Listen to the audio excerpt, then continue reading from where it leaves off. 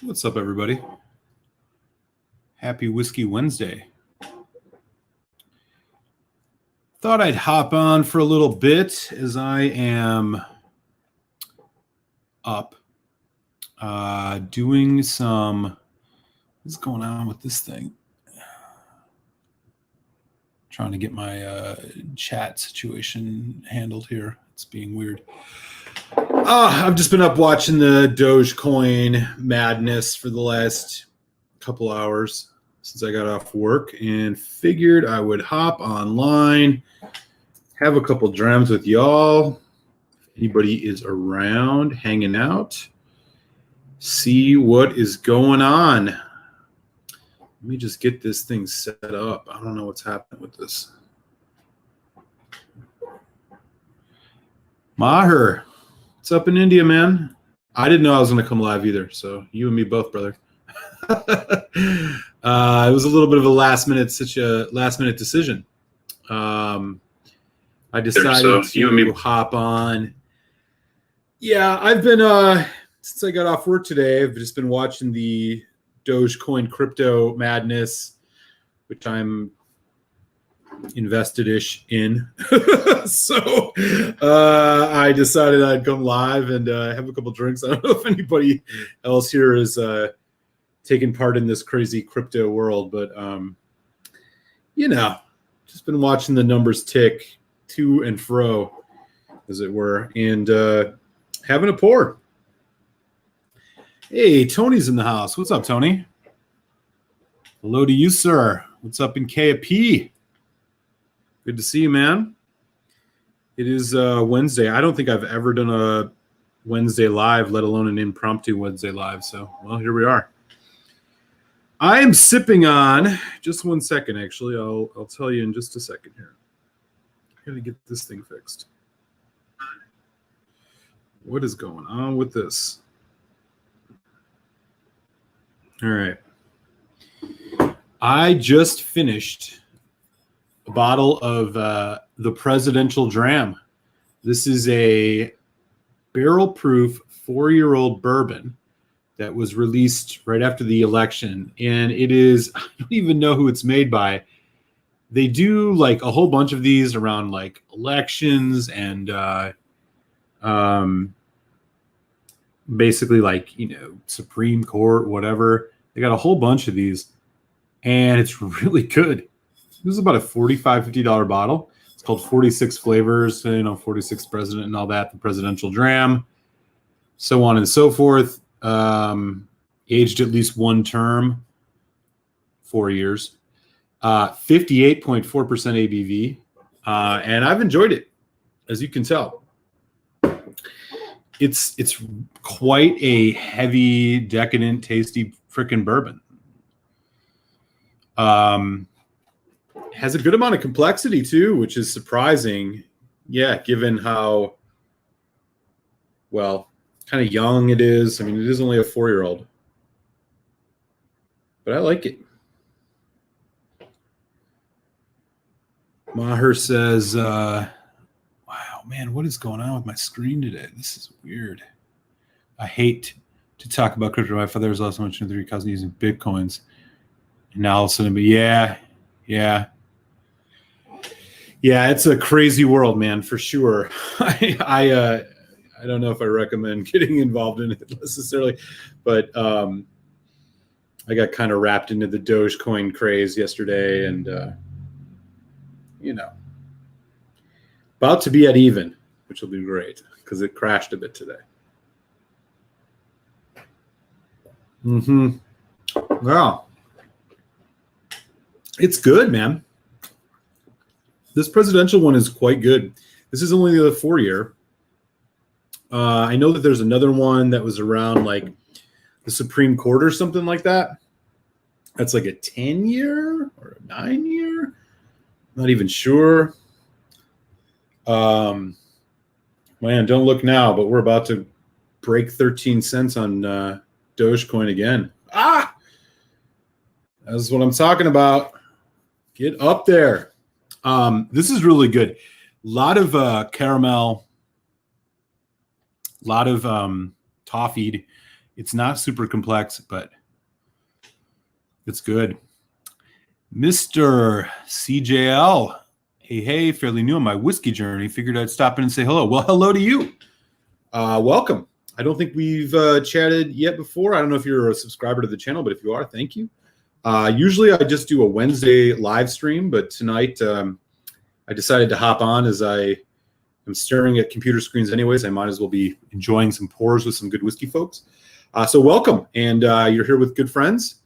We're all on this whiskey journey together, as it were. So if you have any questions that come up, feel free to ask. And if you're drinking anything tonight, love to hear it. As I was just saying to some other folks here. Oh, and feel free to let me know where you're at if you're cool with that. I like to give shout outs to people on their location. So I am just finishing up a bourbon called the Presidential Dram. This was released. They do these all the time around elections. This was released around the presidential election last year. 58.4% single barrel, really solid stuff. Quite enjoyed this. As you can see, it is nearly gone. I didn't end up doing a review of it though. What can you do? Yeah, Dogecoin is hilarious, man. It's basically like a meme. It's Doge. The Doge thing started as a meme. It's like a little internet dog, but basically Elon Musk yesterday tweeted about Dogecoin. And it started this kind of flurry. It's just another crypto similar to, like Bitcoin to some degree. And it went from like 0.1 cents to like 11 cents yesterday. So it was in the news today in the US. And right now we're about to crash through 13 cents again, which is crazy.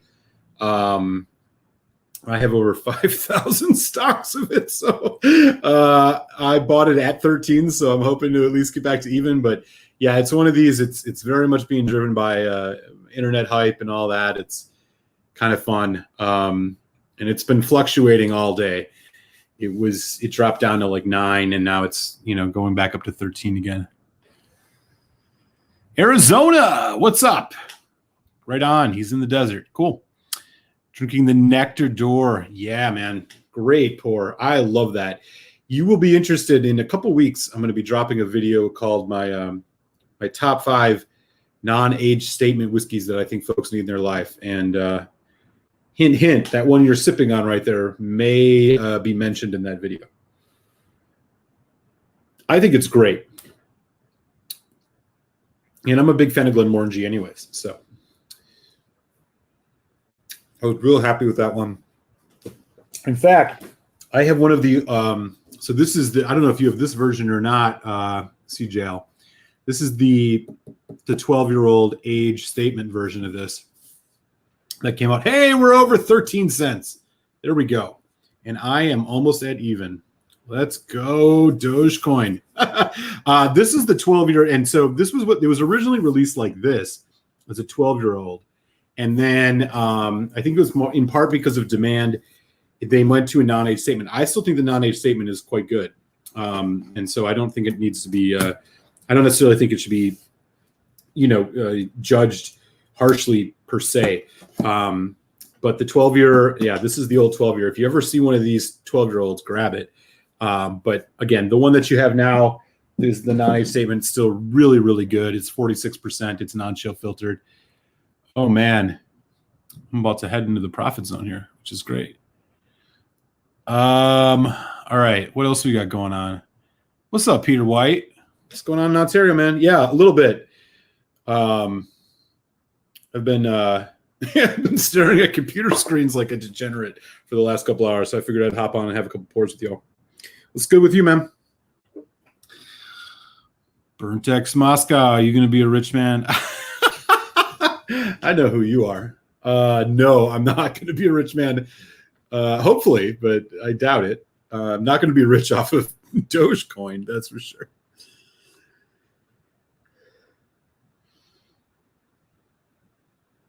Yeah, I hear you. No, yeah, man. The Bitcoin thing was quite a ride. I don't know if this is going to be the next Bitcoin or not, but it is certainly stress-inducing, and it's been a lot going on. Yeah, me too, man. I don't know. What's good in Delhi today, buddy?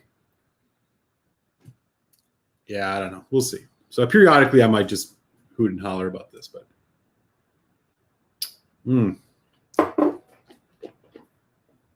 anyways, these are around $50 here in the US, and I think you can still find them relatively easily. This is good bourbon, man. I think this would go toe-to-toe with any bottle of Booker's. I really do.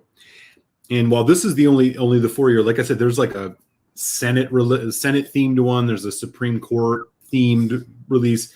I actually don't know who does this. It doesn't say on here. But those are even older age.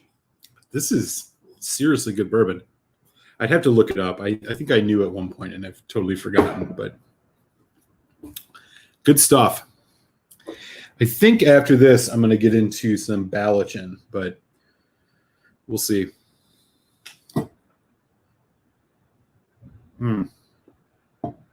Speaking of Balachin, I think this is quickly becoming a favorite distillery of mine. This whole like the Edradour stuff, Edradour Balachin. Balachin is the peated Edradour basically. And man, you can get a lot of these shipped over from the UK at like relatively good prices. This one in particular it's a 10-year-old. It's obviously only a 500 ml bottle, cask strength, Oloroso sherry, 10 years, 60.3% ABV, non-chill natural. It comes in this like, where is it?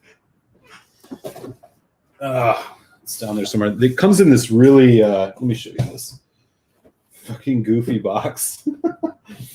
I kind of like it. When it comes in this box like this, SFTC straight from the cask. It's got a little slider on it. But they have a whole bunch of them that don't come like this too. There's like a ridiculous amount of releases that these people do. What's going on? All right. Anyways, yeah, so they do Edradours like this. They do Balachins. Balachin, again, like I said, this is like the peated Edradour. It's not heavily peated, but it definitely brings a little bit of extra dynamic to it, which I quite enjoy. Oh, man, I'm sorry to hear that. Bummer, dude. Stay safe, man. Don't catch that. We've been a little bit fortunate finally here. I got my vaccination last Friday. It was the Johnson & Johnson one shot. Mild side effects, but so far, it's, for the most part, after about 24 hours, it's been fine. So hopefully it'll stay that way. There's been some issues that some people have had, but not big enough to cause any scares. I don't know what your vaccination situation over there is in India, but man, yeah, do stay safe. Oh, he's got the cask strength. The 10 cask strength batch 5. My God, man. I don't know how you got a hold of that already, Peter. All the stores here in the US, like we're still looking at the batch 2. Like that's the one that's on the shelf. Every once in a while, you'll see a batch 3. But the batch 2 is like the one I can find here in the States. It's ridiculous. I've been seeing some other folks over in the UK have been getting their hands on the cask strength batch 4 or 5. So they must have it in Canada now too, or did you get it sent to you?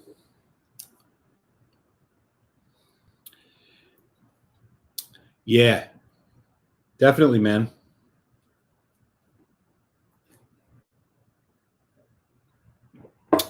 I have some samples too, buddy. We should, I know we're going to hang out and we should do it sometime soon because I'm not going to be in Philly that much longer. But we should definitely do that. And I can bring you a couple samples of some Edradour and the Balachin too, which I think you'd actually really, really like. Meanwhile, Dogecoin is dropping again. We're down to 12.8 cents. I really need it at 13.2. Come on. What is going on? We're on a sinking boat. Hope you're well. Hey, you too. Cheers. Thanks for stopping in. Indeed, Whiskey Ace. How are you, man? What's up in Pittsburgh? Oh, he got a sample from Whiskey in the 6 from UK. Okay, cool.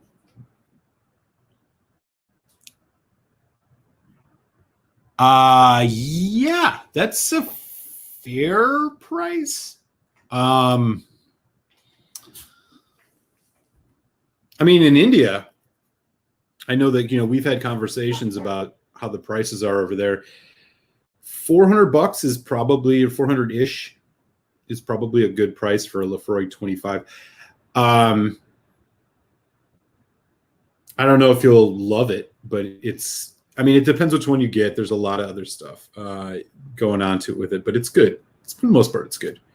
It's got an interesting tropical fruit notes. Now, it changes from year to year. Though you can get one that, like the one that I have, I think is from 2016. And that one is, I think it's a mix of sherry and bourbon. Some have more sherry, some have more bourbon, stuff like that. Probably worth grabbing, though. If you want to throw on the money. I mean, it's a special pour for sure. It's not as like heavy, intense peaty as you may expect. So if you've not kind of made your way through some of the Isla stuff on the lower end of the price range, maybe wait a little bit. But if you get it or buy it and stash it away for a little while, you'll appreciate it a lot more even once you have even more of those. But it's alt season. All right, take care, Whiskey Ace, man. Good to see you. CJL, where are you moving to? Chicago, Illinois. So I will be heading to the Midwest, back where I'm from. I'm not from Chicago. I'm from Milwaukee, but I'm moving to Chicago. Yes, we do, for sure. We'll do it. And I'll definitely bring you some samples, including Edredor. Speaking of samples, I still got a bunch of samples from you that I'm going to do blind one of these nights. I was going to do it tonight, but I got distracted with other stuff. So you know how it goes.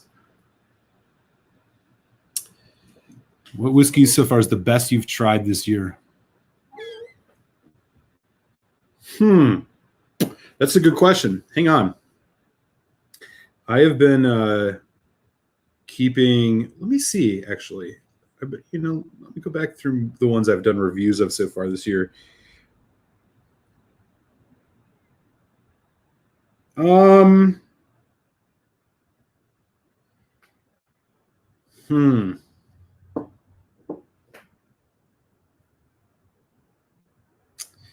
It's a great question. Okay. The Bunnahabhain Fecile 2020 Amontillado peated cask. That one was really, really good. There's some other stuff I've sampled with Telix. The Edredor, he had an Edredor 21 we did last week, which was really, really good. Also, and I haven't done a review of it, Redbreast 21, Glencadam 21 would make the list. So yeah, it's tough, but all of those are kind of right in there. I don't know if there's anything else. Increasingly, this Compass Box Magic cask, which is getting more and more interesting, may be up there. But yeah, those are probably the ones that have been like the most impressive to me so far this year, because I had not had them before. They were all really, really tasty. Those whiskeys in the blind for me are some of the best I've had. Yeah, I'm really excited. I'm gonna schedule that sooner than later. Oh, buy it for sure. You saw the Laphroaig 18 for $130 to $140 US. Buy it. Yeah, buy 2, buy 3. That's a great price. You're never gonna find it that cheap in the States on secondary market, because that's a discontinued bottle. I actually like that better than the 25, at least the 25 that I've had. Laphroaig 18 on secondary markets right now is, I want to say 190. And when I bought it last year, it was like 165 when I got my hands on a few bottles. I would buy that for sure. And if you can get more than one, do it. Those are hard to find. Definitely pick that up.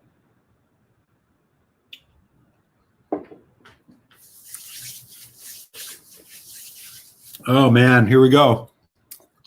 I'm less than $5 away from being back to even. Dogecoin's at 13.2.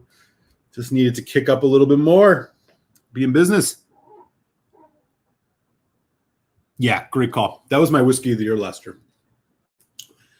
Killer whiskey, man. Killer whiskey.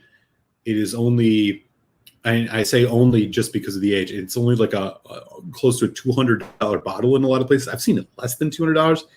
Hey, we're even. Boom! Let's go, Dogecoin. I have seen Annoc 24 under $200, which is crazy. But yeah, grab 2 of those. It's fantastic stuff. I mean, it is expensive, but it's worth the price given that you're getting a 24-year-old whiskey. I think I actually have a backup. Yeah, back there on the bar. Man, that whiskey is so good. Maybe I'll pour some of that next after this ballottion. And we're back down again. Anyways, is anybody else here jump on the Dogecoin crypto bandwagon? Crazy. At one point today, I was down $145. Now I'm only down $3. So it's rallying back.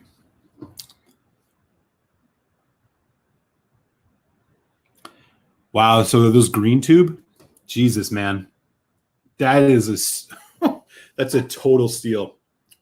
Even if it's the white tube, it's a total steal. It doesn't matter. To be completely honest with you, man, I'd buy everything that they buy as many of them as you can at $130. Shit.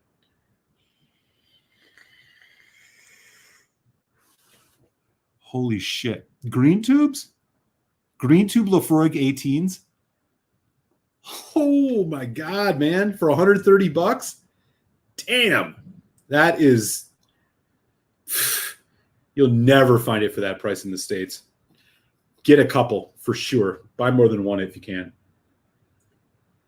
In fact, I would probably try to buy every one that they have. That is absolutely stunningly good whiskey. Peter White says the Annoc 24's max 200. Dude, it's crazy. It's crazy.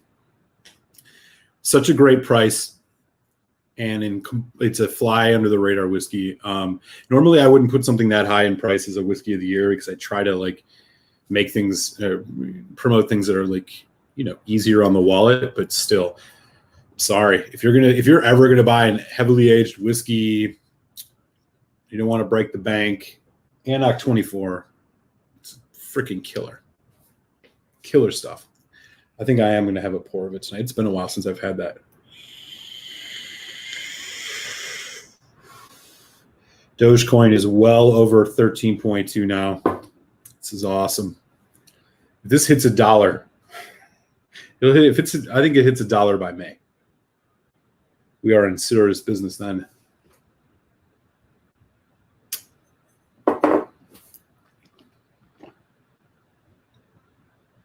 Oh yeah. Finally, I almost sold today. I was freaking out. I had dropped down to 130. I had lost $130. I was like, I got to get rid of this before it goes any worse. Glad I didn't, because we are chugging along. We're going to break 14, maybe 15 cents tonight, which is crazy. If you haven't got in on this and you're into crypto, buy now. I think this is steady. This is 48 hours of basically 10 cents a share. It's only going to go up. It's been maintaining. Definitely worth jumping in on if you're into such things. Anyways. Yeah. Oh man. If you yeah. Peter White, you can chime in on this sinking boat. You can do green tube Laphroaig 18 for 130 US. Shit. Here's my credit card. Hook me up. Yeah. Dude, that is a total steal. I have I have a green tube right there, actually. If it looks anything like this. I have a couple white tube ones too. Looks like this, Maher. If it looks like this, buy. Don't even hesitate. This stuff is killer. Actually, Telix and I did a comparison of the white tube versus the green tube. I think we both agreed the green tube version was a little better, but it wasn't, neither of them are anything to sneeze at. I personally think this is the best, probably the best aged Laphroaig that I've had. And I have had the 25. Some people think I'm crazy for saying this, but I really think the 18 is a sweet spot for Laphroaig. It hits you still have a good amount of the heavy peat, but it's very rich, and it kind of just gives you the perfect balance, because usually as the whiskeys get older, the peat smoke becomes more subdued. I think the 18 is like a perfect equilibrium. Yeah, buy without hesitation, brother. You're gonna spoil yourself though, because you're not gonna be able to get your hands. You'd be lucky if you find anything else quite that good. He says it's the exact same. Yeah,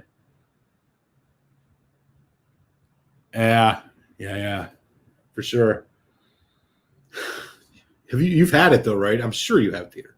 Knowing you've definitely probably had it, or at least the white tube. I mean, it doesn't really matter, I suppose. But I mean, any Laphroaig 18. So the 18 got discontinued. What was that? 2014, 2015, and then they replaced it with the lore, which I think is good, but it ain't the 18.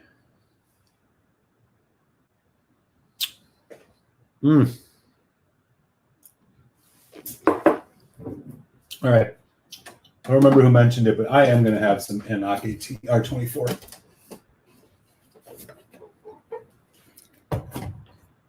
Oh, this stuff is so good. Yeah.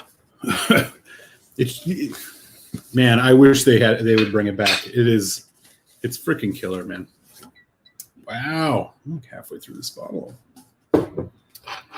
Enoch 24. This was my whiskey of the year last year, if you didn't see the video. And for damn good reason. It is just killer whiskey. Plain and simple. Peter White said, yes, he did have the green tube Laphroaig. All right. And you know what's up. Wow. We are still surging here. This is incredible. In the past hour, Dogecoin has went up 10%. In the past hour. Crazy. It's nice to be back in the green for once. Shit.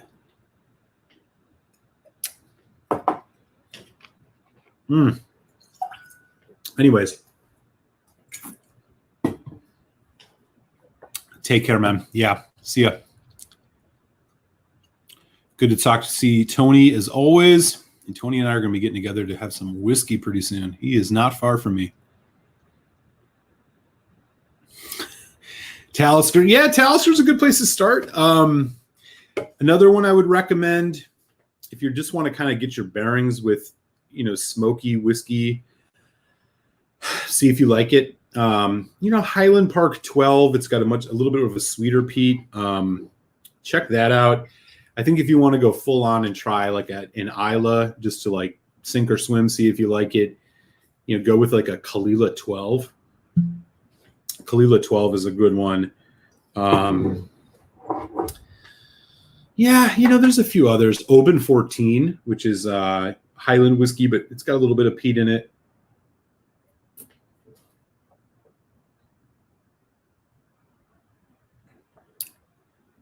Yeah, do that. Do that for sure.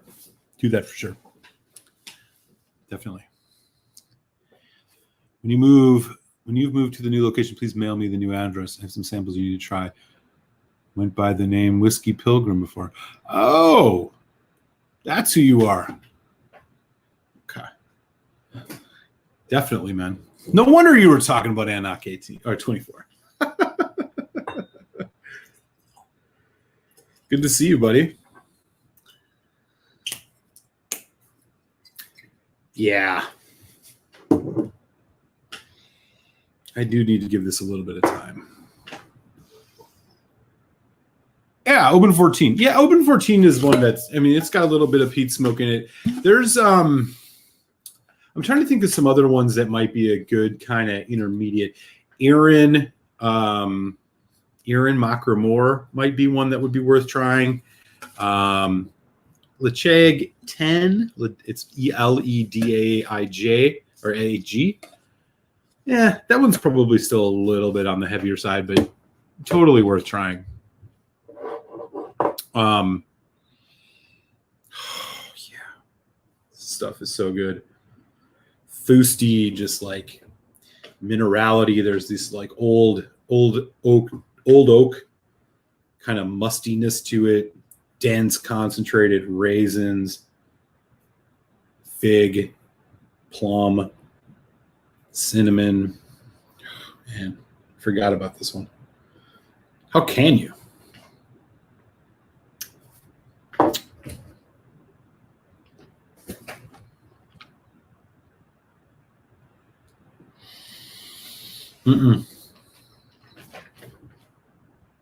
I have not.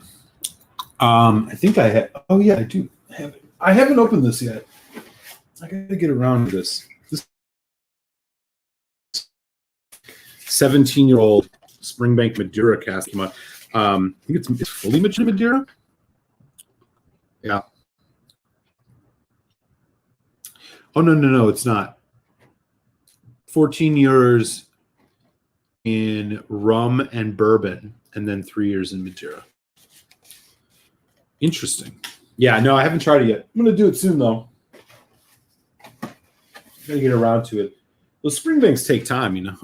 I should probably crack it now if I want to have any bearings on it this year. Yeah, definitely.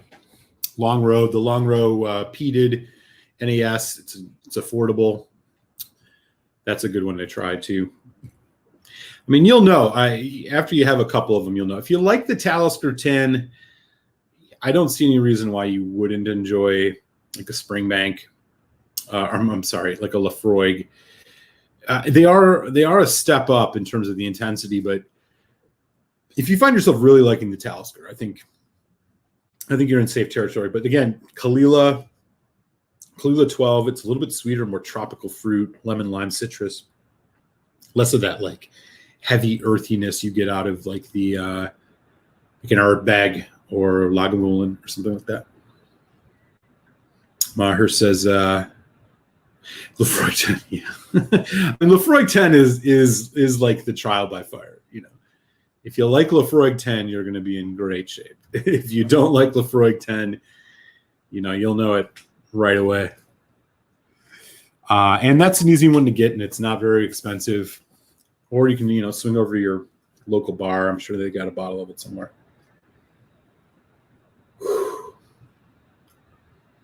Man, that is a great nose.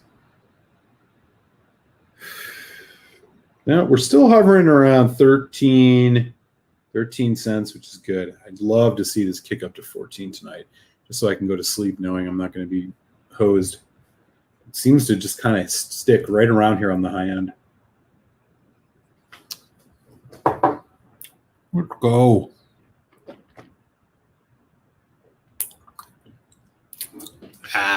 We're under it again. Oh well. Anyways. Yeah, Laphroaig 10. The other one that's a good Laphroaig is the quarter cask. I would actually probably start with the 10. The 10 will give you, it'll definitely test your bearings. I would, you know, to be honest, just go to a bar, a good bar that's got a good selection of whiskey. They'll have a Laphroaig 10 or an Ardbeg 10. Just order yourself a glass of it. And if you like it, you'll know. And if you don't, you'll definitely know. There's not much middle ground with the heavily peated Isla scotches. So,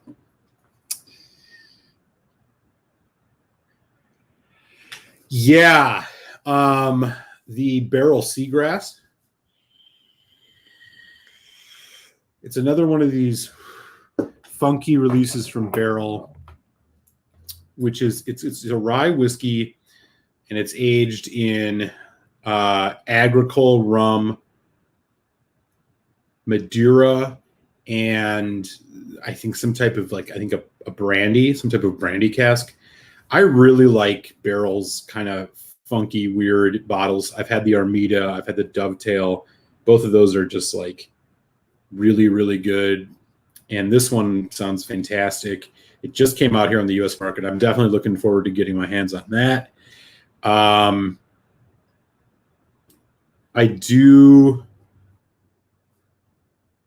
want to, you know, obviously keeping my eyes out for the new Carchis, which will be in a couple months. The new Carchis, from what I've seen, is going to be a PX finished cast strength. Oh, excited about that. And of course, the Laphroaig Sherry Oak, the 10 Sherry Oak, which has not really shown its face around the US yet. I do have some coming internationally, though, so I'll have it in hand soon enough. Definitely looking forward to that because, Laphroaig is one of those that always seems to not have, they don't have a sherry, like a more sherried whiskey. I think the only thing in their core range that has sherry, other than, we're talking like a 25 maybe, is the triple wood, right? So you got the select, that's not sherry. 10's not sherry. Quarter cask isn't sherry. There's a little bit of sherry in the triple wood. Lore might have sherry. I don't know if I have a lore. I don't know if lore does, but it ain't much. And then, that's kind of where you tap out, right? In terms of their core range. I know they have the, travel retail PX and everything, but like in Oloroso. So I'm really looking forward to that. Plus it's at 48% and has the age statement. Come on. That's my kind of Freud. So I'm looking forward to that. Other than that, what else am I looking for? It's about it for the most part. I mean, those are the things that I've had on the brain of late. If there's anything I should be on the lookout for, though, you should let me know. Do whatever you need to do to get the batch 5 Glen Alky 10. Really? Okay. So I have the batch 2. Would you say it's better than the batch 2? Sounds like it. For Peter White to be emphatic about that makes me think yes. Yeah, Maher's absolutely right. Yeah. You'll know. I'd also say Lagavulin, but the thing about Lagavulin 16 is it's so much more expensive nowadays than the Laphroaig 10. So you're better off just get Laphroaig 10. Get a glass of it or buy a bottle. Man, the raisin note on this, like oatmeal raisin, so intense. Wonderful.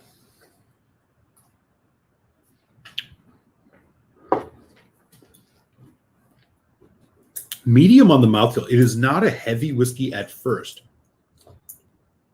It kind of arrives and you think, whoa, that's lighter than I would have thought. And then you just get this surge of flavor. Just dark fruit notes, oak spice. But it's not like hot. My God. Annock 24. Can I make this whiskey of the year 2 years in a row? Fuck. What a great dram. I'll be honest, there are a few whiskeys I enjoy more than this. There's even like a little bit of a menthol thing going on in this. Man. All right, Dogecoin's back over 13. Now, if we can just get it to 14, we're at 13.04 cents. Man, I would feel a lot more confident if I could just get it over that hump.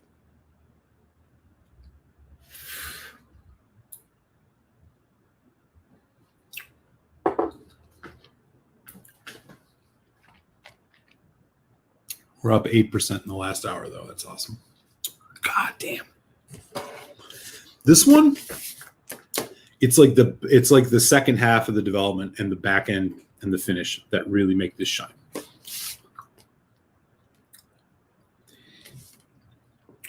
Man, killer stuff.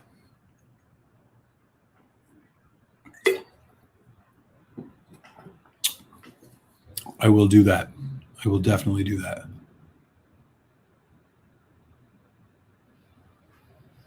Andrew Page, what up, Jersey? I am, I just finished off the Presidential Dram, 4-year-old barrel strength bourbon. And I had a little Balaton. I'm having some Annock 24. I've been nerding out watching the Dogecoin crypto market as I am, heavily invested in this goofy shit. So I've been kind of just watching the numbers for a while and having a couple drams. How are you tonight, buddy? Good to see you. If you see a bottle of Kemet whiskey, do give it a try. Kemet. Let me take a look. I'm not sure if I've even heard of that one. Throw it in the old wine searcher. No, it doesn't even come up. I don't know if that's shown up stateside yet, bud. Have you had a chance to try it? Excuse me.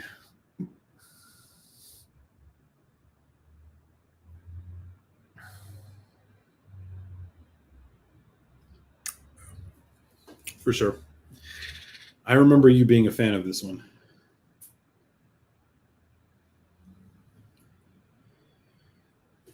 It just doesn't. I probably haven't had a dram of this since I did my review for the Whiskey of the Year back in, that was 4 months ago. And my God, it's still just, it's bringing me right back to like, oh yeah, that's why this whiskey is so damn good.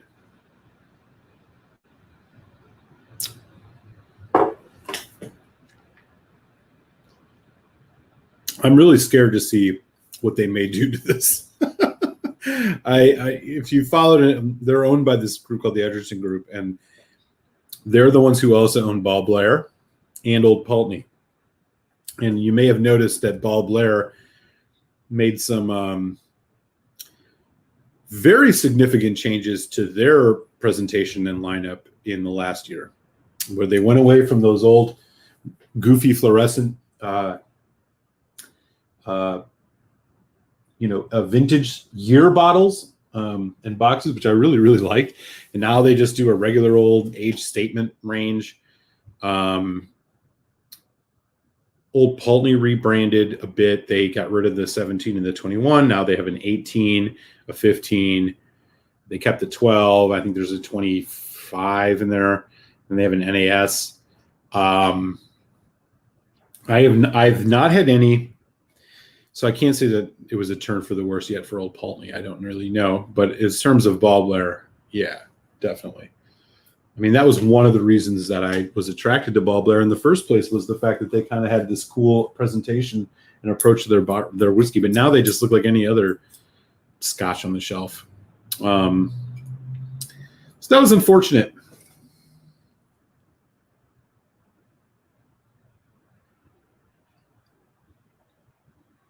Yeah. Oh, wow. Which one are you talking about? Annoc 24? If you're talking about that, damn, that's a hell of a score. I agree. Yeah, no, it's not bad. What's up, Vegas Art? I actually think it's pretty damn good. I mean, I don't know how much you paid for it. I think for me it was like a $45 bottle. I actually really liked it. I thought it was really freaking solid.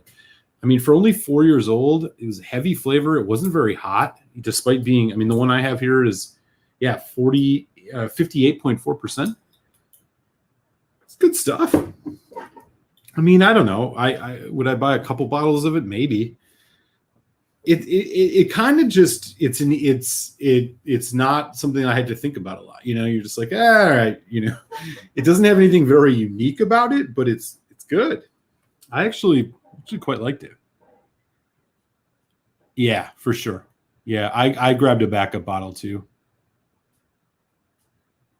Oh, you're talking about the Kemet. Okay, Vegas starts at 57. Okay, yeah, I got it through like a little thing that my Whiskey Society was doing here in Philly, so I think we got a little bit of a discount on, but yeah, I mean, I think going price around like $50, $55, something like that.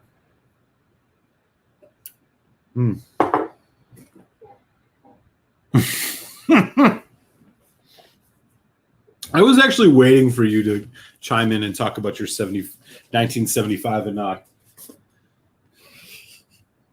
Peter White is one up guy. He's like, yeah, bro, that's good and all, but have you had?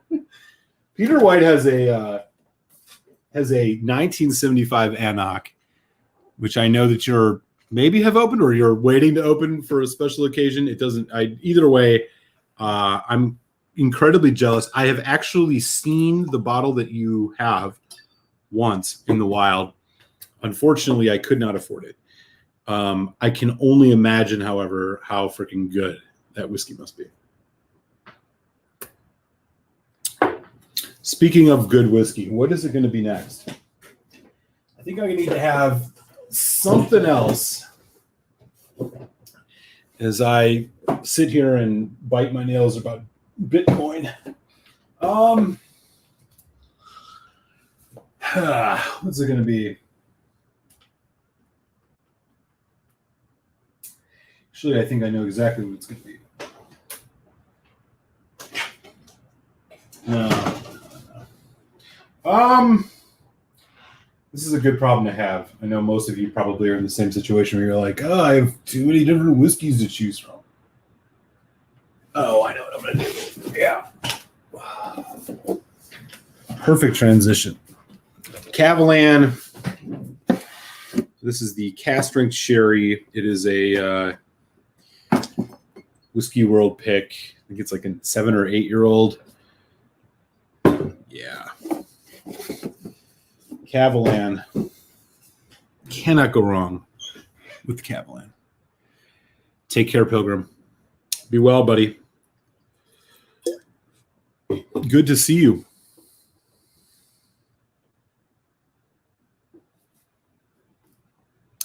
Yeah. Yeah, totally. It's been so long since I've had a Clenleash 14 too. I should really get my hands on a bottle of that. It's been really long. And the Clenleash 14, which is heavily used in it's heavily used as the base of a lot of the Compass Box stuff. And so you get a little bit of it in that. I mean, I think, I was drinking, I don't remember which one it was that I noticed it very acutely. And I think it might have been the Peat Monster Arcana, if I'm not mistaken. The Clenleash 14, man, is just good, great. Just, I mean, it's a little pricey, but I guess you could say it's an everyday pour, right? Maybe not. For a Scotch drinker, maybe. That, however, look at the color of that.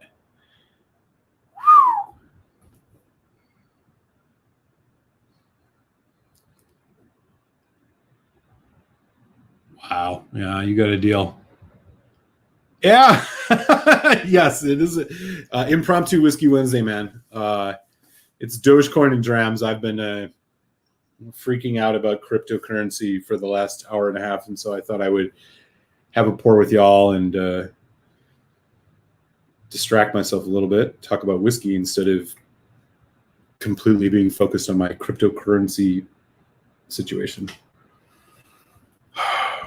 So I'm going to be doing, and this will be a fun time to talk about this. So I'm going to be doing a epic, and I mean epic, full sherry maturation blind shootout.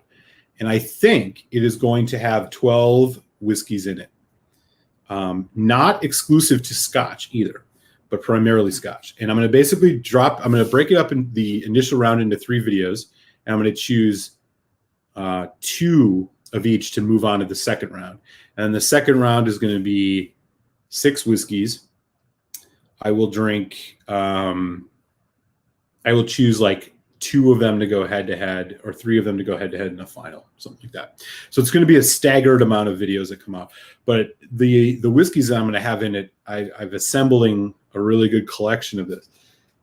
Some of the ones that are going to be in it: Glengoyne Teapot Dram, Batch 7, Balvenie 15-year-old Sherry Cask, Deanston 23 Oloroso matured, Naked Grouse, Aberlour Abuna, Stranahan's Colorado single malt full sherry maturation. That'll be in it. Cavalan cast strength sherry will be in it. There a Tamdu batch strength number 5 will be in it. Glendronach 18 Allardyce. There's like 1 or 2 others. Edredour 10.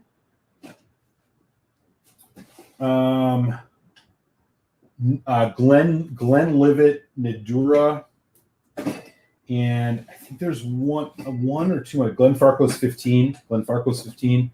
I think there's one or two more. But basically, what I'm trying to put together here is just like a full-on, like full Oloroso Sherry maturation, blind tasting, and we're just going to do like a total, basically just, a face-off of sorts, where I'm going to try them all blind. I think it's going to be a lot of fun. And I basically have all of the whiskey I need for it. I might need to get one or two others, but I think that actually covers all of it. There's going to be a Japanese single malt in there too. I don't remember which one the name of it is though. This should be a lot of fun. So I think what I'm going to do, and I'm not sure, and maybe you got some ideas. You might have some ideas on like how I should do this. So I think it's going to be 12 sherried whiskeys total. So I was thinking what it would be is 3 videos of like the random first batch, the random second, the random third. And then I'll choose, I could choose 3. I could choose a winner from each to go on and then just do a finals where it's like the 3 that I chose go blind into like a final thing or something like that. I'm not quite sure how to do it, so if anybody has any ideas, but I think it'll be a lot of fun. And it's gonna vary in price range. We'll have some more expensive stuff. We're gonna have some much more affordable stuff. As long as it's like either first fill or fully sherry matured, it'll be in the running. So. And I think it'll be cool also because it's not going to just be single malt Scotch. Like I said, I'm going to have this Colorado whiskey in it. We'll have the Cavalan, which is from Taiwan, all that. This should be cool. Dogecoin's under 13 cents again. Fucking annoying. How this isn't going to win, I don't know, but we'll see.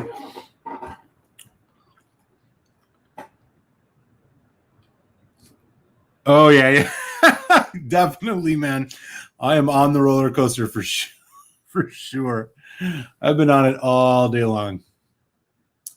And we're crashing as we speak. Everything was looking really well a few minutes ago. Oh, we're coming back. Get out your surfboard. I would try Glenfarclas 105 10-year against batch 5, plus but no cigar. Oh, wow. Okay. Oh, the Alba. That's the bourbon one, right? Yeah, this is definitely a roller coaster. Richard Blancas, how are you, bro? Props to you and Mike's whiskey reviews on that epic Laphroaig throwing y'all went through for hours. Love that. Laphroaig. Hey, cheers, man. Yeah, that was a lot of fun, man. Appreciate it. I hope to do that again with Mike sometime. That was a really, really good time. We did that was earlier this year or maybe later, sometime last year. I don't quite remember now.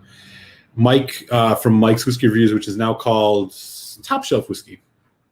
We did like a Laphroaig fest, basically, where we just tasted a whole bunch of Laphroaigs. That was a lot of fun. A lot of fun.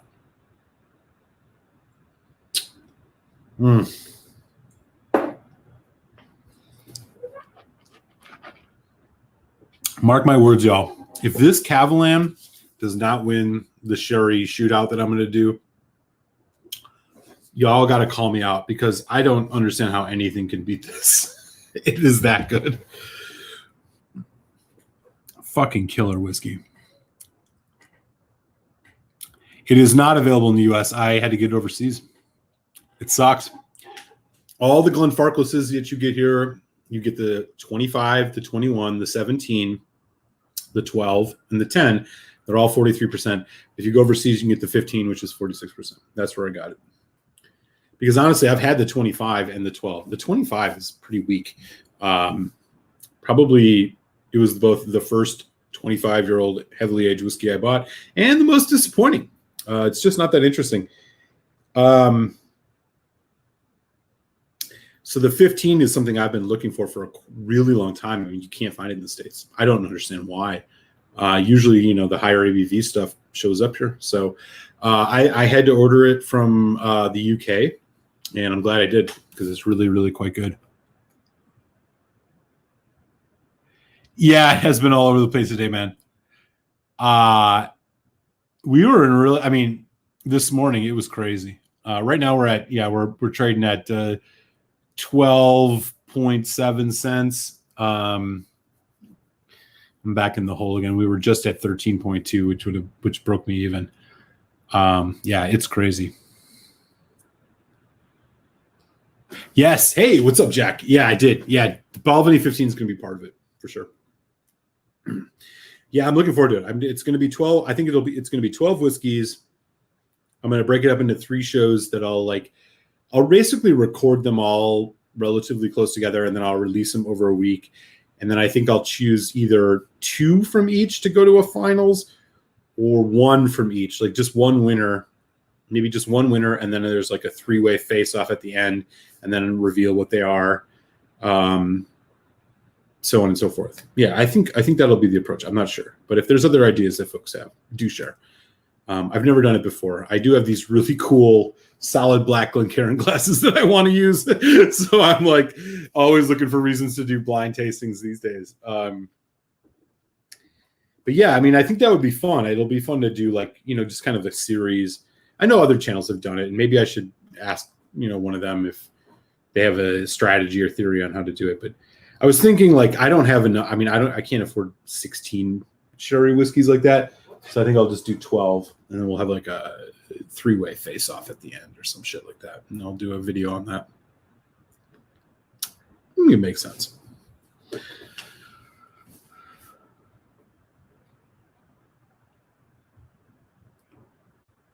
I'm hoping that's true. I mean, it looks like, Elon Musk was tweeting about it, man. Dude, I'm I have over 5,000 shares of it right now, so I hope it is.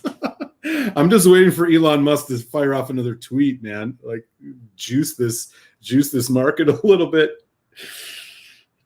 By the way, if anybody is not in it yet, get in now. It's trading at 12 cents. I thought maybe it would crash today and I'd lose all my money, but it didn't. I think this has some staying power. I really do. I think if you get in now, you'll be happy.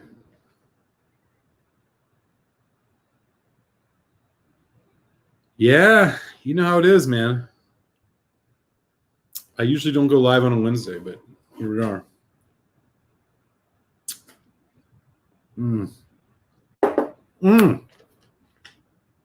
Maher, you just reminded me. I just remembered what one of the other whiskeys is that's going to be in this face-off.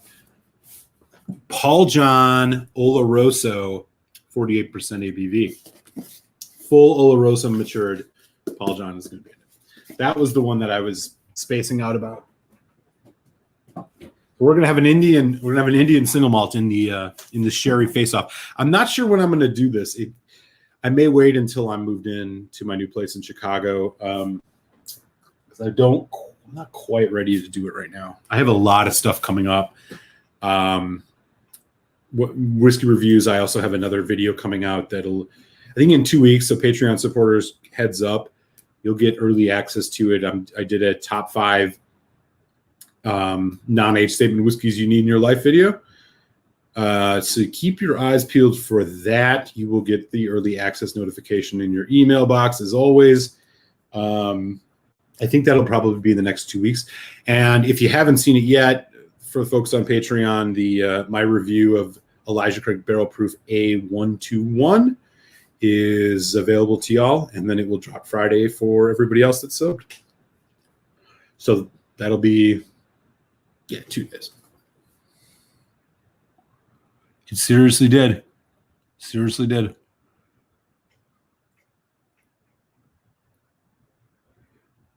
Oh, yeah. Good. Yeah, you're in.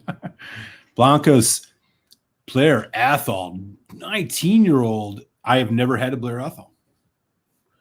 I wish. But that sounds fan-fucking-tastic. I have unfortunately not had the opportunity to try a Blair Athol.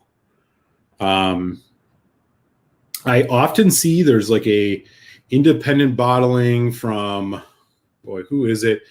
It's like this 9 or 10-year-old Blair Athol. It's a very common one you see around here. Damn, I wish I could remember. Hey, we're about to go over 13 again. Crazy, man. It's going through the roof right now. It is growing so we just like made up a penny in like 2 seconds. It's ridiculous. Oh my God, what have I got myself into with this? Anyway, so it's this Blair Athol. God, is it signatory? I don't know what it is, but I see it all over the place. Fuck, I need to look now, because or else I'm just going to sound like an idiot. Daniel, I'm sure you know what I'm talking about. It's this Blair Athol, like independent bottling that you just see freaking everywhere in the U.S. And it's a young one too. It's like a 9 or a 10-year. Not the flora and fauna.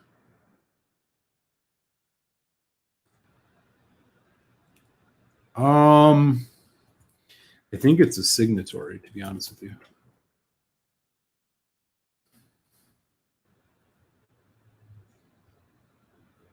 Huh. Actually, to be honest. Oh, here it is. The signatory 10 Blair Athol. This is the one. It's like $50. Yeah, I see this everywhere. I've never purchased it, so I can't really speak to it, but I've heard, good things about Blair Athol in general. Yeah, man. That's what I'm talking about. First editions. Yeah, that's another one too. Hell yeah. I've not had that 21. It's yeah, that's right.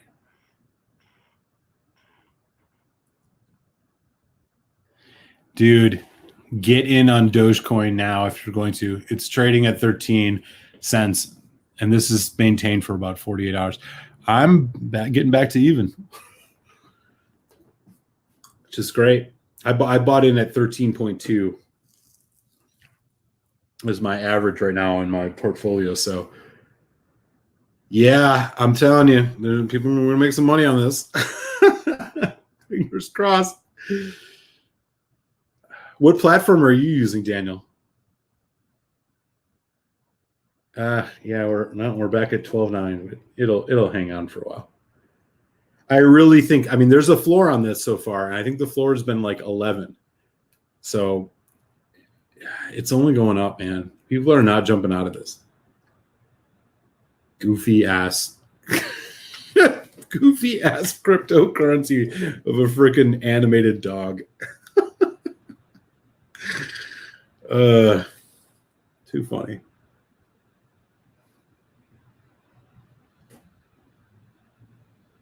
Mm-hmm. Whoa. Well, then you're in good shape. I only got in it yesterday. I think the same people juicing this are the same people that were behind the GameStop stuff. We're getting close to being over 13 again.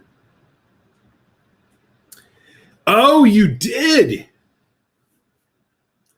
It's so funny, man. When I was saying how I'd never had a Blair Athol, I was thinking I think Andrew Page actually had sent me one. So I lied. I have had a Blair Athol, but I don't recall. I remember liking it a lot, but yes, he would. And he's literally in his grave. It's a shame there's no hell for him to go to. Did I say that? Yeah. Yeah, Robin. Oh, you don't like the Robinhood app? Oh, come on. We just need this we need this puppy to pop 13.5. That's what I'm saying.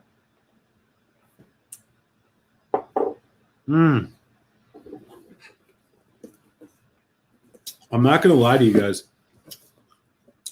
I swear, if this Cavalan does not at least make it out of the first round, I might need to take a break from whiskey. This is one of the best whiskeys I've ever had. It is the Solist. It's a special barrel pick, actually. It's a Kevlin store pick, if you can believe that, from a place called Whiskey World. It is 59.4%. I think it's probably about 7 or 8 years old. It is just, it's beyond good. I think this is better than a Glendronach 18 Allardyce. I think this is better than an Aberlour Abuna. It's just, I don't know, man. It is that good.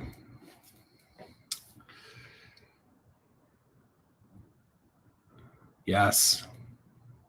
Oh, yeah, the Craig Elke. Okay, I remember now. Thank you, Measure Page. What up, James Morgan? It could be. It always could be.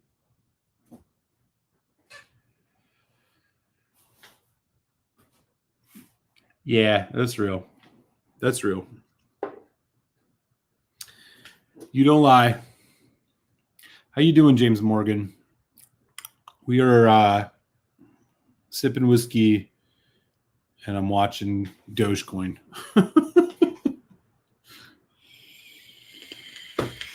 And we're back down to 12.7 again. What the fuck? Every time we get over 13, I get excited.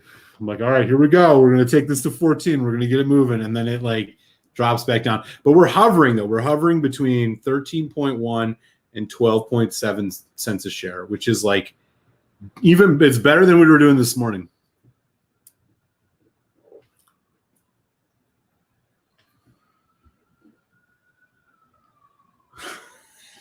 Real talk.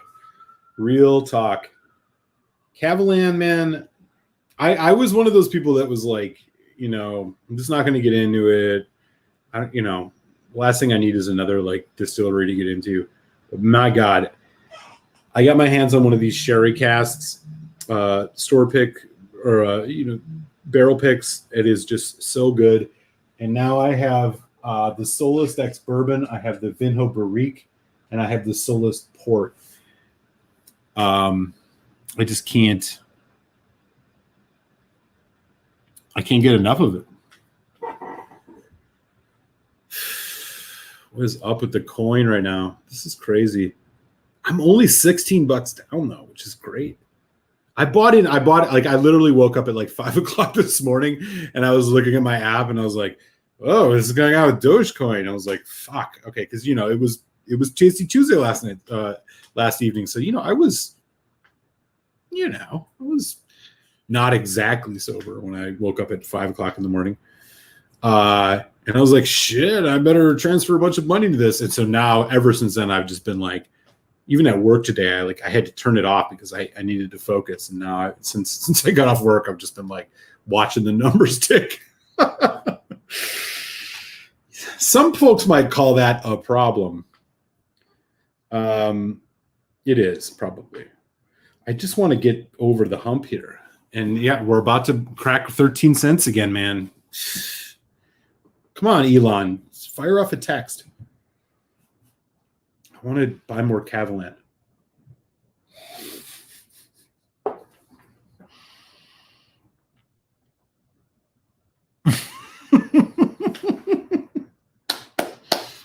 Mm-hmm.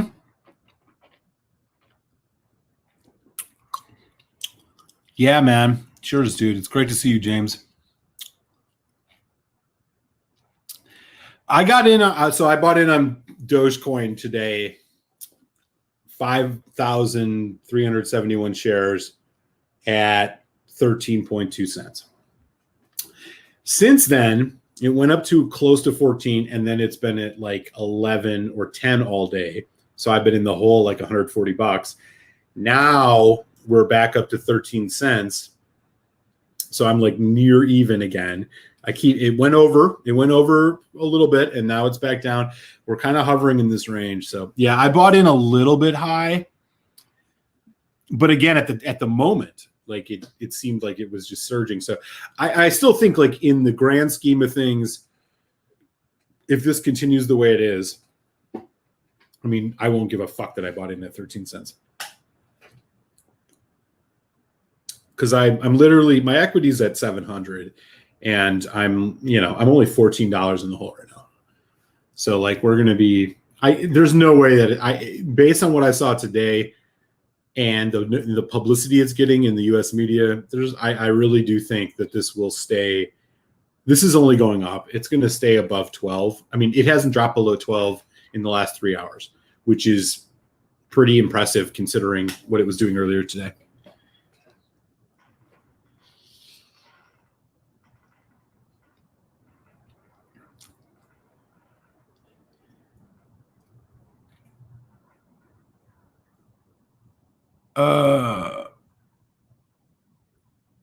Yeah. Yeah. Oh, yeah. We were just talking about that. Yeah, I bought in at 13 cents. Cheers, man. I did buy it low. I mean, I did buy it low. Yeah, I did buy it low. I mean, in the big picture, it's low because if even if in like a month we're looking at 50 cents, the difference between buying in at 7 cents and buying in at 13 isn't going to fucking matter. Like, I don't care. It looks like we're actually we're about to go back over 13 again here. It looks like. Yeah.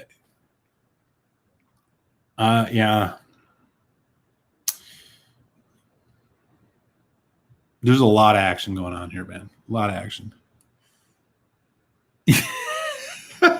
I do, right? If I would have been like totally clear-headed, I probably would have hedged. But instead, I was like a half awake, half asleep, knee-jerk, like, fuck it. Let's throw $1,300 in it, whatever. Well, it wasn't that much. It was like 700. Yeah, it's looking good. Actually, it looks like we're. What the fuck's going on? Looks like we're frozen here. I mean, here's the deal. It's went up 17% today, so that's good. It's went up 115% this week. So I'm saying, y'all, if you're going to get in on Dogecoin, do it now while it is cheap, because I have a feeling this might actually get up.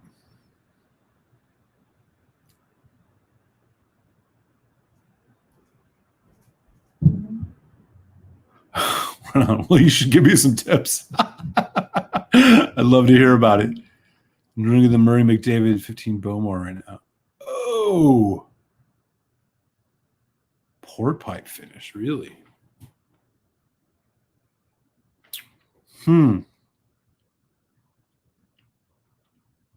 That sounds delicious. I actually just bought a Bowmore, Andrew. The first Bowmore that I've ever bought since I bought the 12 way back when. This is a 18-year-old Bowmore. This is around 200. It's an 18-year-old Bowmore, but it's part of this thing called the Vintner's Trilogy. And it has it's 52.5%, and it is matured in Manzanilla cask. So here's what's going on with it. It's Manzanilla matured, 18 years, Bowmore. Yeah, it's full maturation in Manzanilla. And there are apparently two others in this Vintner's Trilogy. There's like a port and a French oak, I think, which are even older than this. But yeah, this is the first Bowmore I've purchased in a really, really long time. I haven't opened it yet. I mean, I don't know that it's natural color, but it looks fucking nice, doesn't it? Jesus. Bowmore is not one of my favorite distilleries, as y'all know. But, every once in a while you got to roll the dice. And this one seemed like if I was going to roll the dice, this was going to do it out. So I'm looking forward to that. I'm going to get into that soon. If you set a range and no info changing, MKE sentiment, buy in the dips with the stop loss. Yeah, I'm at market right now. But yeah, you're right. I mean, I should probably do that. I was going to set it. Just to make sure I was like, if it dipped too low, I just got out of it. Because you can do like limits, on this and make sure that you don't, lose everything. But yeah, right. Exactly. Yeah, totally. Well, these are waiting the next Tasters Club bottle. Alexander Milton Duff. I have not. 24-year. Damn. I got to get you some samples too, Paige. We should chat about this. There's definitely a couple things I think I need to get your way.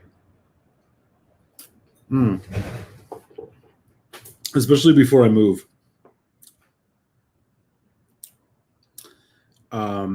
So in the next couple of weeks. So we should chat over email for sure, just to make sure that if there's anything you want, that I can get it out to you before I leave here, so because it'll be cheaper to send and all that. Just one sec, y'all. What the hell's going on with this app? Robinhood be frozen.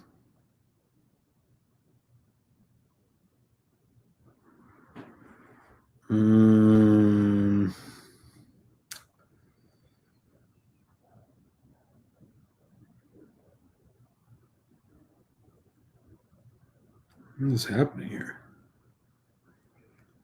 Freaking app froze. All right.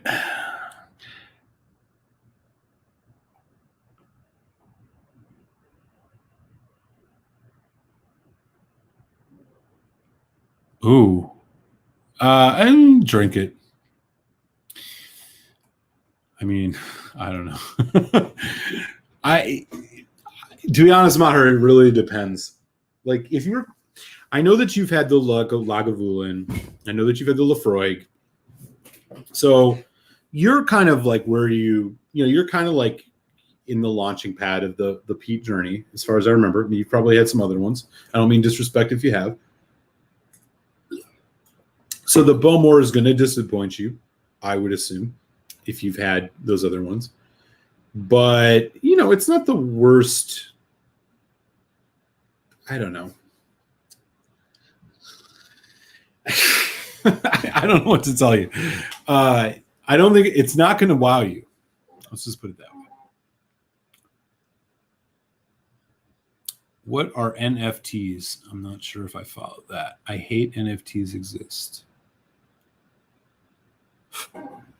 What's up, bud, to James Morgan? I'm not sure.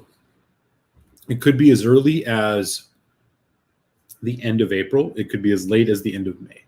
But by the end of May will be the latest. So I will be in Chicago by June 1st at the latest. Yeah. Yeah, I picked it up at Benash. In fact, I ran into Tony there from King of Prussia. He and I went there to do a little whiskey swap, and yeah, I picked it up there. It was just below $200, and that was not exactly a cheap whiskey, but I had heard good things about it myself, and part of me was thinking, like, there's just no, like, if there's going to be a Bowmore, if this isn't good, I don't know what Bowmore will be. And I hate to like have written them off after just a couple experiences. I had the 12, I had the 15 darkest, I had what was the other one? And they all were just kind of subpar. So we'll see. I'm gonna get some Cavalin too. Yeah, Vinho Barrique, man. Hell yeah. Yeah, Richard is totally right. I do have a 15-year-old That Boutique Whiskey Company. Fuck. In fact, I'm going to have a dram of this. This is a 15-year-old from That Boutique of a Bowmore 15.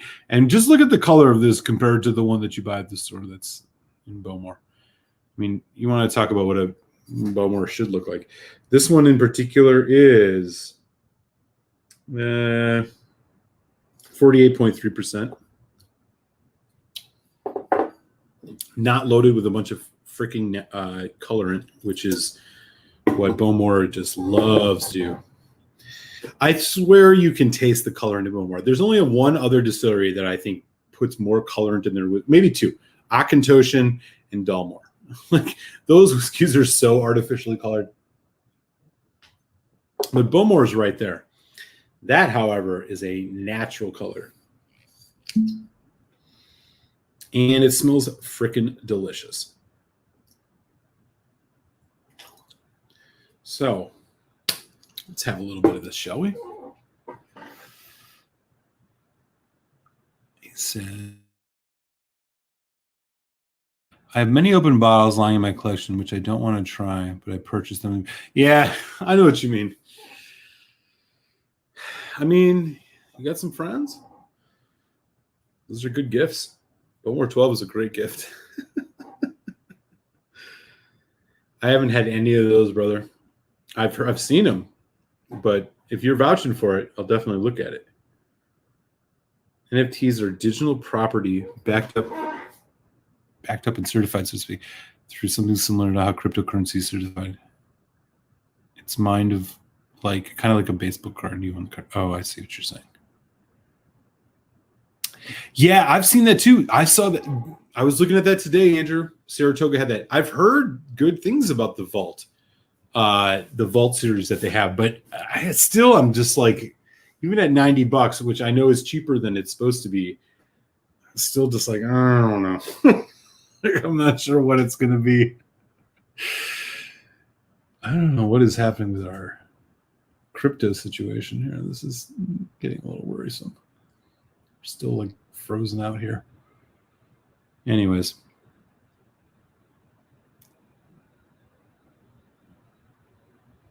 Bowmore over Kalila indie bottles. So you're saying Bowmore indie bottles over Kalila indie bottles, or you're saying Bowmore regular releases over their indies? I'm assuming that that's not the case. Eduardo Routes. Hey, what's up, man? How are you doing, Eduardo? What's up? Why did it froze?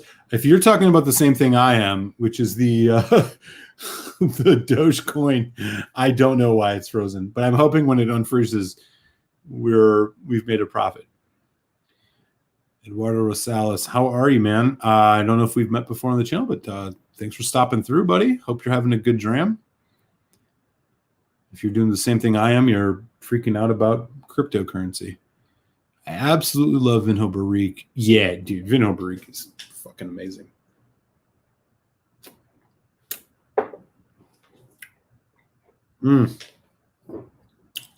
It's Bowmore, man. This is what it's supposed to taste like. It's so sweet. It reminds you kind of like of Highland Park in like that heathery sweetness. So much like honey, yellow fruit, but you get this just... It's the cleanest hit of peat and smoke. It's like, I'm not sure how to describe it. If you think about Ardbeg, and Ardbeg kind of has that earthiness, that road tartness.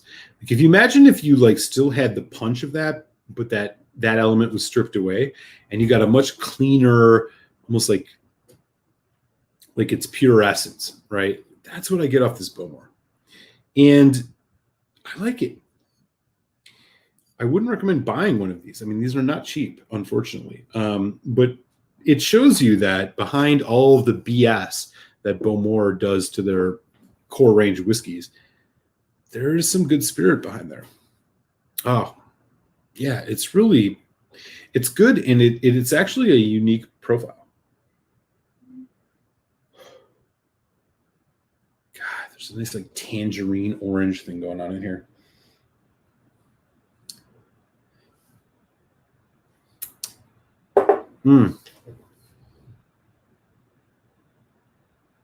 Yep.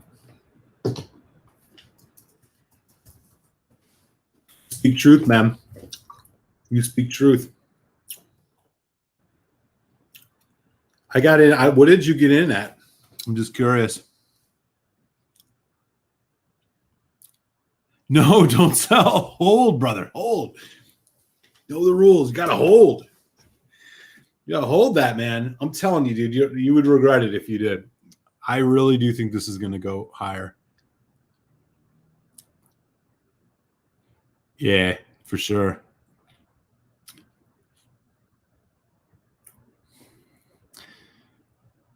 I have not seen that one. No. I put up 3K at 07. Wow. Smart move, man. I didn't get in until this morning. I got in at like 13.2. So I've been, as you've seen today, I've been kind of teetering and I'm noticing that it's going back over again. And so I was fucking excited about that. But now, we're frozen out here. So I don't know if I'm at even or if it's back up. I mean, I know that in the long term, it won't matter because as long as this keeps going up the way it is, we're going to be totally fine. 13 is not going to matter. And I have like 5K in quantity. Let me just take a quick look here on Twitter. Is Twitter talking about what the hell's going on here?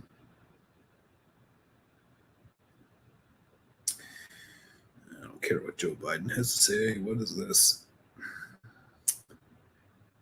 Hey, oh yeah, people are tweeting about it. You're frozen. Why is everything completely at a halt? Now's the time to buy. Yeah, of course it's the time to buy. Yeah, a bunch of people tweeting about it. It looks like it's just the Robinhood app, so fuck, we're not going to know what's going on. But it is still frozen on my end, too. I'm holding for long haul on Dogecoin. Yeah. Yeah, totally, man. I know. I figured as much. Crypto Wednesday. We're going to do Tasty Tuesdays with Alex and Mal, and then Wednesdays is going to be Crypto Wednesdays where I just like drunkenly stare at a screen and yell at everybody while I try to taste good whiskey. I don't know. We'll see. I am having fun, though. If you haven't yet, do smash that thumbs up. And, I don't know. If there's anybody here that hasn't subscribed, I would love to have you as a subscriber. So, do your thing. And hit that subscription button. Am I coming through clearly, by the way? Ooh, I got a thumbs down. That's amazing. I always love that.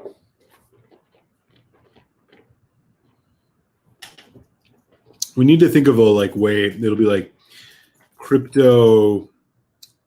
It's got to be something like. We got to think of some way to rhyme whiskey into it or something like that.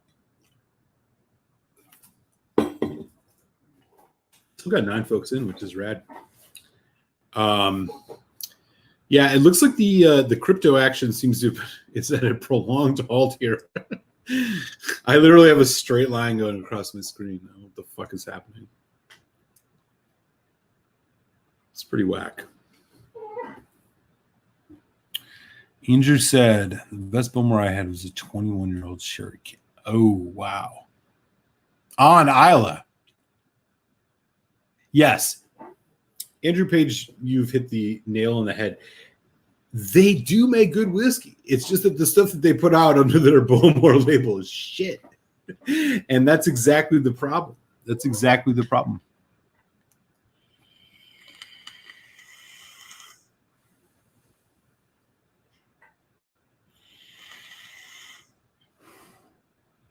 Yeah, I think that makes sense. I mean, I feel like we don't necessarily know what the market's doing quite enough yet.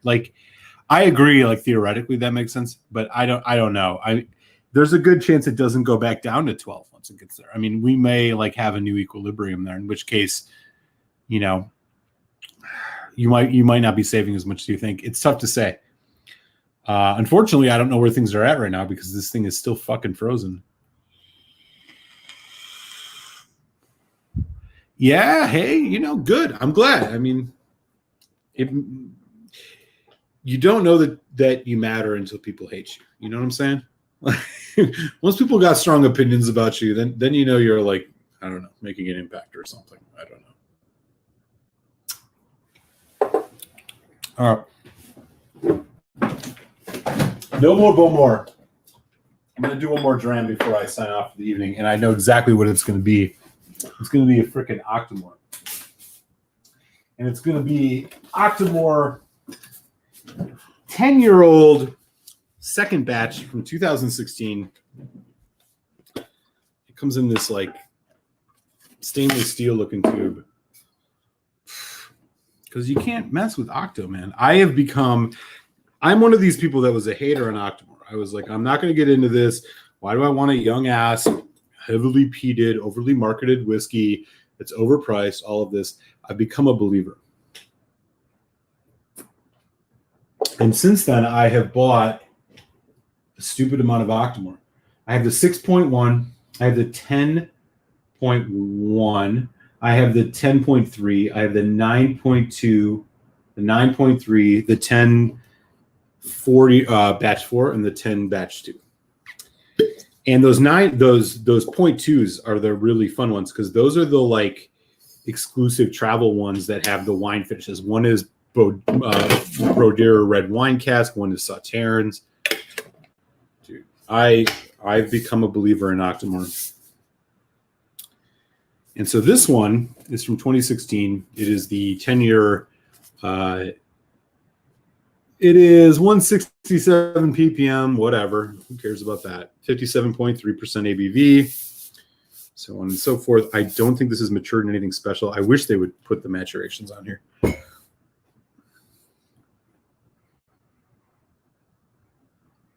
Exactly.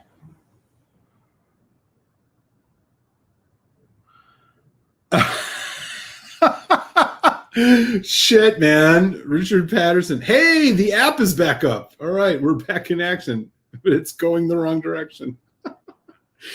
Richard Patterson. Yeah, that freaking bourgeois motherfucker who throws the whiskey on the floor when so he's not at Dalmore anymore, but he used to be there, or like at Wyatt and whatever it's called. And he would say, "This is how you taste the whiskey." You know, he's like this douche canoe in a suit, and everybody's like so impressed by him. He swishes it around. You take it, you throw it out, you put it in a dram. So to clean the glass with your whiskey. Like, who is this guy? Who lives that way? I hate that guy. I hate that guy. But like when you're first getting into Scotch, and you're trying to learn a little bit about like, you know, what do you do? How do you drink it? Is there certain ways? Like that's the video that pops up on YouTube.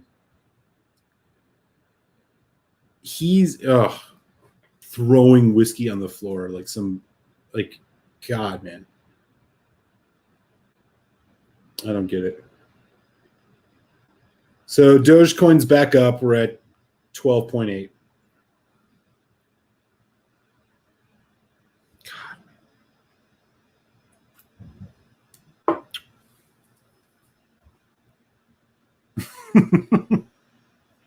I don't know what Trump's was.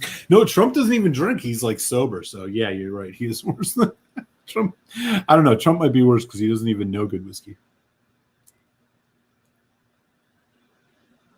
Yeah. I know. No, yeah. Bitcoin was.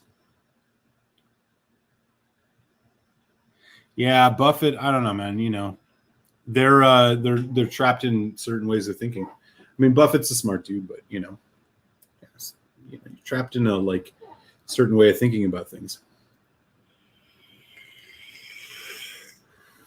Richard Patterson. It's just, if you want to talk about a way to make Scotch whiskey inaccessible to people, talk about how you throw it on the floor. That's all I'm saying. And for him to say that at a distillery that literally puts out the most artificially colored, chill filtered, stripped of all of its essence, over marketed whiskey, for him to be the one to say that you should throw that on the floor as a way to enjoy it is like borderline hilarious. Screw that dude. Dalmore does belong on the floor. He's right. Just not for the same reasons that he proclaims to be training the public on. Fucking dork. And that guy's probably he's made a ton of money doing that, you know? Look, I mean, he's got the suit. He looks the part, all of that. I was so pissed when I first came across that. It was just like one of those things, man. What a dick. How are you going to tell a working person, somebody who's maybe just like spent their first $50 or $60 on a good bottle of scotch, and you're going to tell them that they should throw it on the floor? Fuck. It's like, because he's like that bougie. Like he really thinks that like the majority of people that are drinking scotch are still from like the, in the early 1900s where they're all like aristocrats or something like that. Like, what the fuck? Screw him.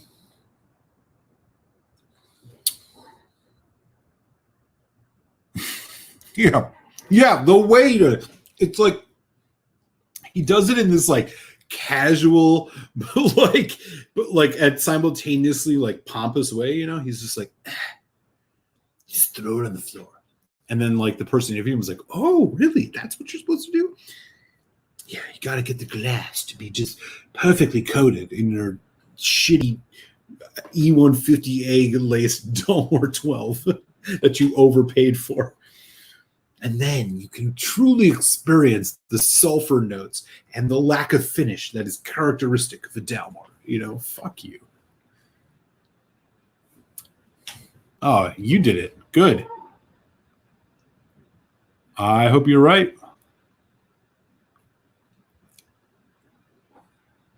Yeah, true. I agree. No, well, the gold standard is ridiculous anyways, but we don't gotta get into that. And is Richard Patterson going to clean up the fight? Yeah, dude, right. Who's cleaning up after fucking Richard Patterson? It ain't somebody that he's sharing his delectable scotch with, right?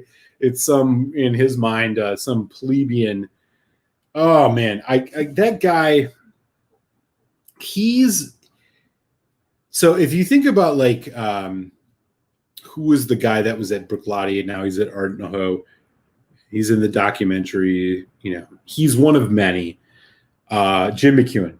If you think about like somebody who is everything right about Scotch whiskey, Richard Patterson is the poster child for everything wrong about Scotch whiskey.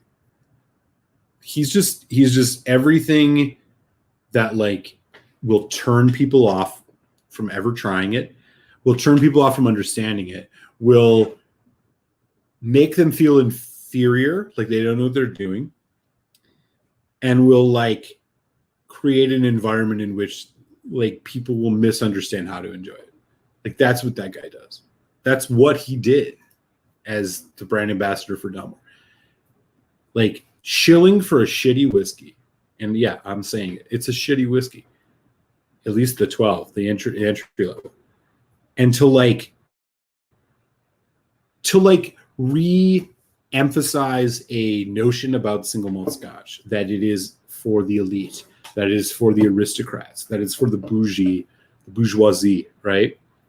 That like the everyday person can't really know how to enjoy it and should be intimidated by somebody like him who understands it.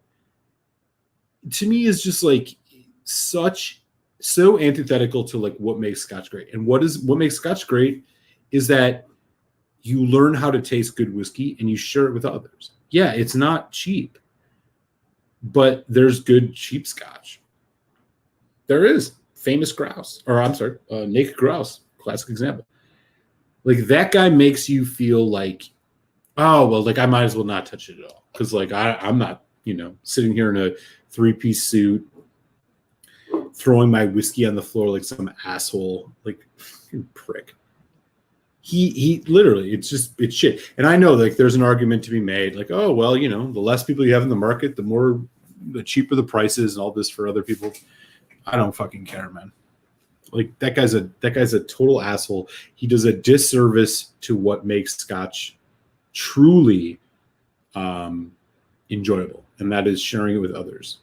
And he makes it a class thing. He makes it a snob, culturally snobbish thing, and it has no place now. And fuck him. I'm glad that he's not shilling his crappy whiskey anymore.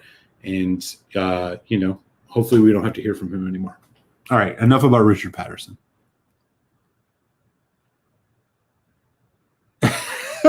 Yeah. Well, You know, I don't blame you. Richard, yeah. I know the man, but my hair's a fucking mess. Yeah, Jim McEwen. That's right. What up, Dram, dude?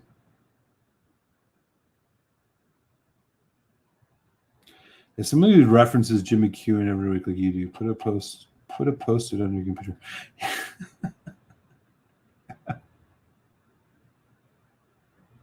Yeah, dude. Yeah, I saw that. Yeah, he's totally right. What a fucking tragedy.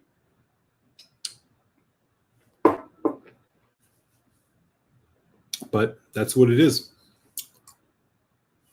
I wish, yeah, I mean, as I said last week on my live stream, and this was even before the Ralphie video, but I think Ralphie, of course, said it like way better and got the points totally right.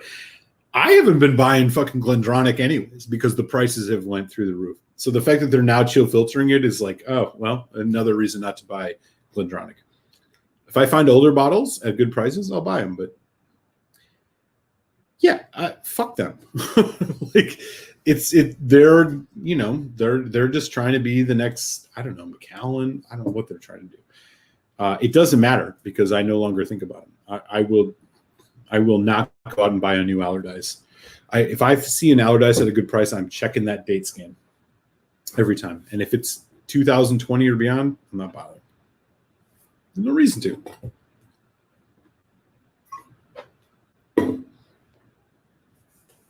I'm at a point in my journey, and I don't say this to be like snobbish or to be like, anything other than just like honest. I'm at a point in my journey where like I don't need to buy an Allardyce that's non-chill filtered and like experience it for the first time. I've had good Allardyce. There are people who've had better Allardyce than me. That's true. But I have my bearings now. And this is what happens with anybody who goes through this journey. And this is exactly why people like Richard Patterson are assholes, is because they make you feel like you have to act a certain way to enjoy scotch, but you don't. You enjoy it through the process of learning and sharing it with others. And like, that's the case with the Allardyce. I had Allardyce shared with me from other people who were like, this is a really good Allardyce. You need to try this. And now I'm like, oh, I see. Oh, okay. Now like, they're going to change it. Like, I get why that's not a good thing. He doesn't talk about that in his stupid ass promo videos. Instead, he talks about how, his snobbish Dalmore, wrist flicking of his whiskey. Like, that's just, it's the wrong message. Especially for a fucking shitty whiskey like Dalmore. Like, let's just say it. Let's just say it. Fucking Dalmore. If I wanted matchsticks surrounded by a burnt raspberry, I would just go down to the farmer's market and buy some, light it on fire in front of my face. Fuck that whiskey.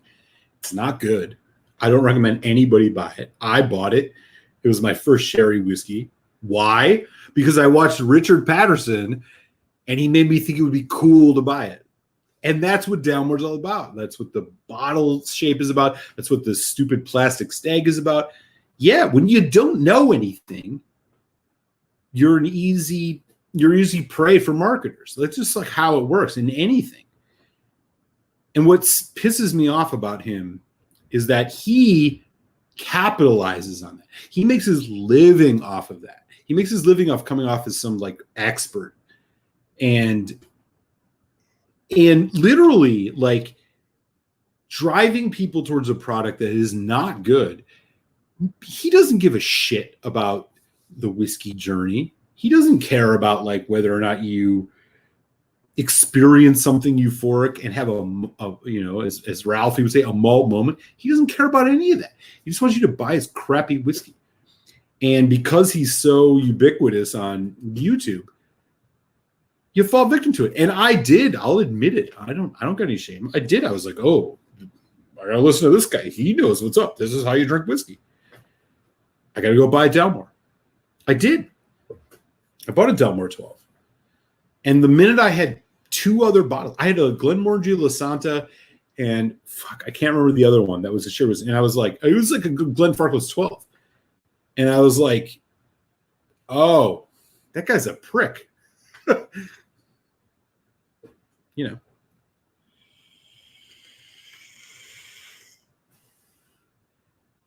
That's the problem with it. You know, I'm not going to get into like politics about it, but like, look, at the end of the day, these assholes are hired to make money for big corporations who don't give 2 shits about the quality of their spirit. You're seeing it with Glenn Brown-Forman's purchase of Glen Dronick that Ralphie was ranting about, and he's right.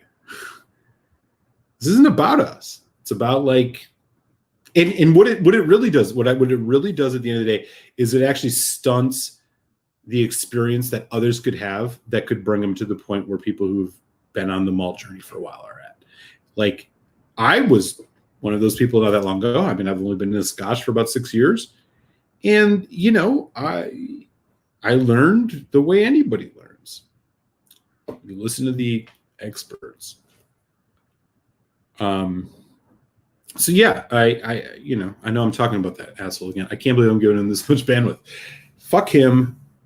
It's a shame there's no hell for him to go to. He does a disservice to whiskey. He misunderstands why whiskey is important.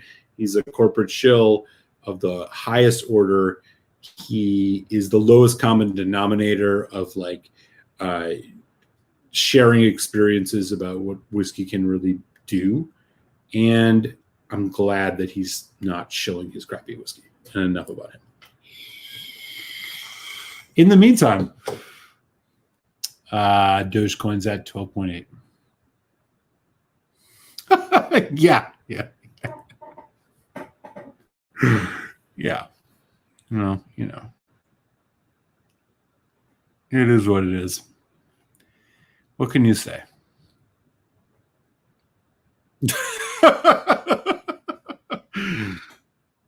I'm gonna fight that guy anywhere, anytime.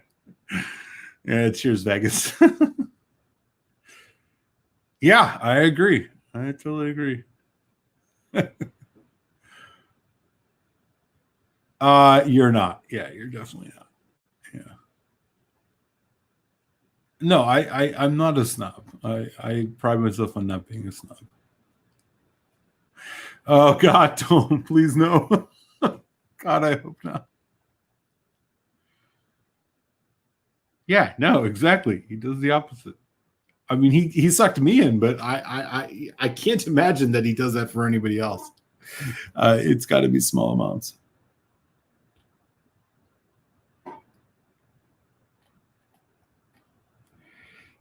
Like a sir. Richard, you hit the nail on the head, man. Exactly, right? Like a sir.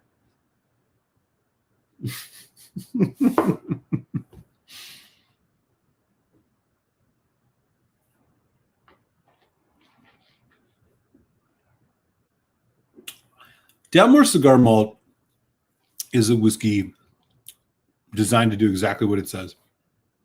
Get in cigar magazines as the perfect whiskey to blend with your cigar. But like, here's my point. I am not a cigar guy, so I may be speaking a little bit out of turn here, but I know enough about tobacco to know this. The flavor of a cigar varies considerably. How can any one whiskey be a cigar malt? How can any whiskey actually meet harmoniously the level of a flavor profile of a specific cigar perfectly? My argument would be that it can't. And the reason that Dalmore sells one of those is because, much like everything else they do, they try to appeal to ignorance. And So my theory is like, yeah, of course. I mean, it might be a good whiskey in its own right, but the idea is not that it's a good whiskey in its own right. The idea is that it is going to sell to people who, want to take an Instagram picture of themselves having a cigar malt with their cigar and whatever. If I'm speaking out of turn and there's cigar people here, let me know. I might be wrong, but that's my hunch based on my opinion of Richard Patterson, which I've shared. And just in general, like the marketing theory behind it. Like, why do you call something a cigar malt? What the fuck is a cigar malt anyways? Isn't every malt a cigar malt in theory, right? It just depends on like what kind of cigar you're having. There's a big difference, right? Not every tobacco tastes the same. I was a cigarette smoker. I know that. And I'm not even a cigar person. So I think it's bullshit marketing. It's part and parcel to what that guy was shilling. And it wouldn't surprise me if some cigar people agree. But if I'm wrong, I'm happy to be wrong and be educated on it. I do come from a position of some ignorance on this, just a hunch on their advertising acumen, so to speak. Yeah, you're welcome. You are welcome. Right. That makes sense.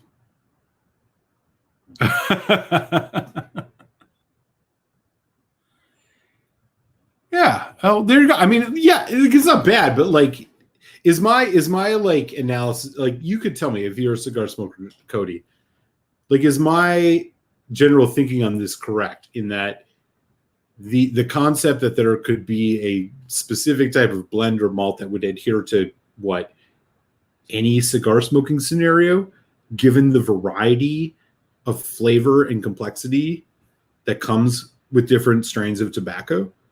Like, what? If I'm wrong, I'm willing to admit it. I'm not. I don't have too much pride, but it just doesn't intuitively make sense to me. Yeah. Word. Yeah. All right, let's check up on our crypto friends here. We're still sitting at 12. We're at 12.8.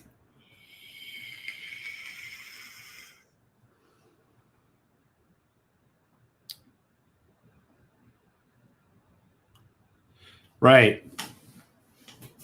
I mean, shit. It's like anything, right? Like, it's like, what wine do you pair with your dinner, right? Like, well, if I'm having a shrimp dinner, maybe I'll have a Pinot or a Sauvignon Blanc or something. Like, there's a lot of options, I'm sure. But to like call your whiskey the cigar malt is to me an advertising ploy. And maybe it's, I'm not going to say it's not without its merit, but like, it seems part and parcel to their whole style of shilling for stuff without it actually mattering. Yeah.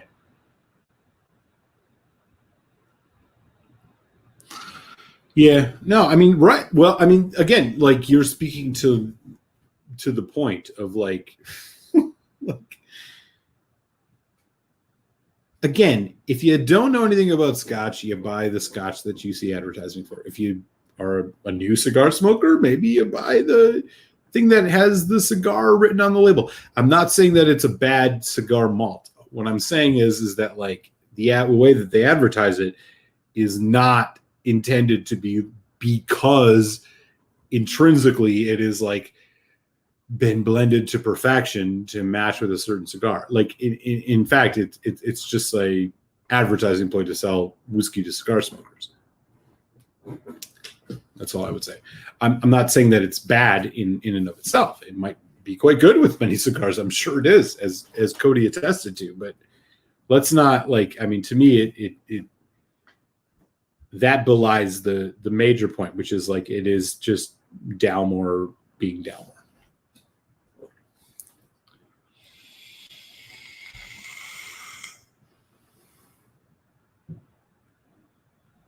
Well, yeah, dude. Knob Creek single barrel's great no matter what.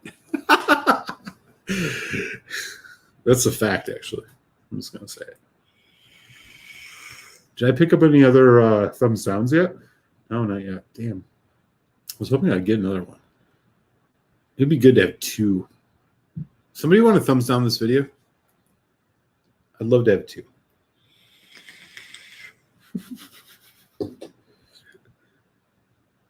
Dram dude smoking a cigar right now. My man. Dude, have you opened that Deanston yet? I think we talked about this on Insta, but if you haven't, I'm waiting for you to tell me what's up. So Cody and I, Dram dude, are both going to do a little live video sometime soon. And Cody, we'll have to figure out when the schedule is of these Deanston 1991. It is a 28-year-old with 3 years finished in Muscat. If you've had it yet, I'd love a little sneak hint. What you think? I haven't opened mine yet, but we'll do it. If you haven't opened it yet, we could also still just do like an uncorking, like live stream, which would be a lot of fun.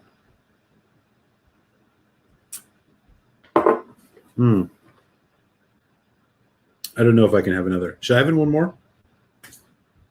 What time is it? 10:03 or 10:12. Okay.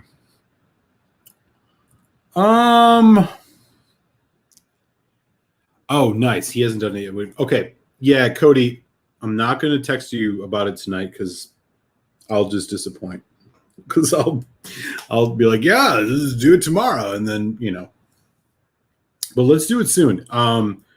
Let me look over my calendar and let's figure out a good time to do it because that'll be a lot of fun. Daniel says one more. Okay, I'll do one more. Let me go take a quick and get some water. What do I top this Octomore with? I don't know. We'll do one more. I will return.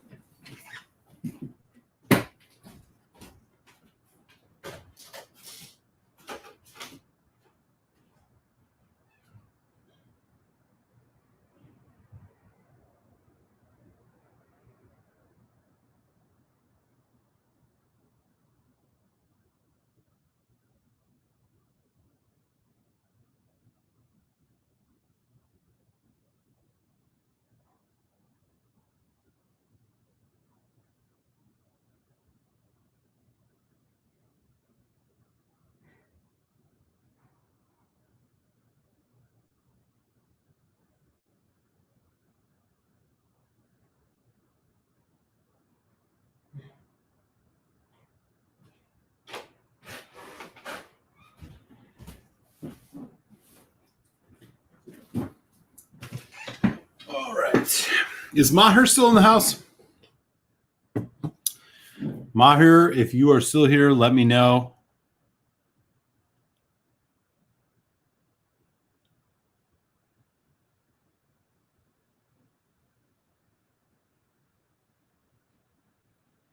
Yeah.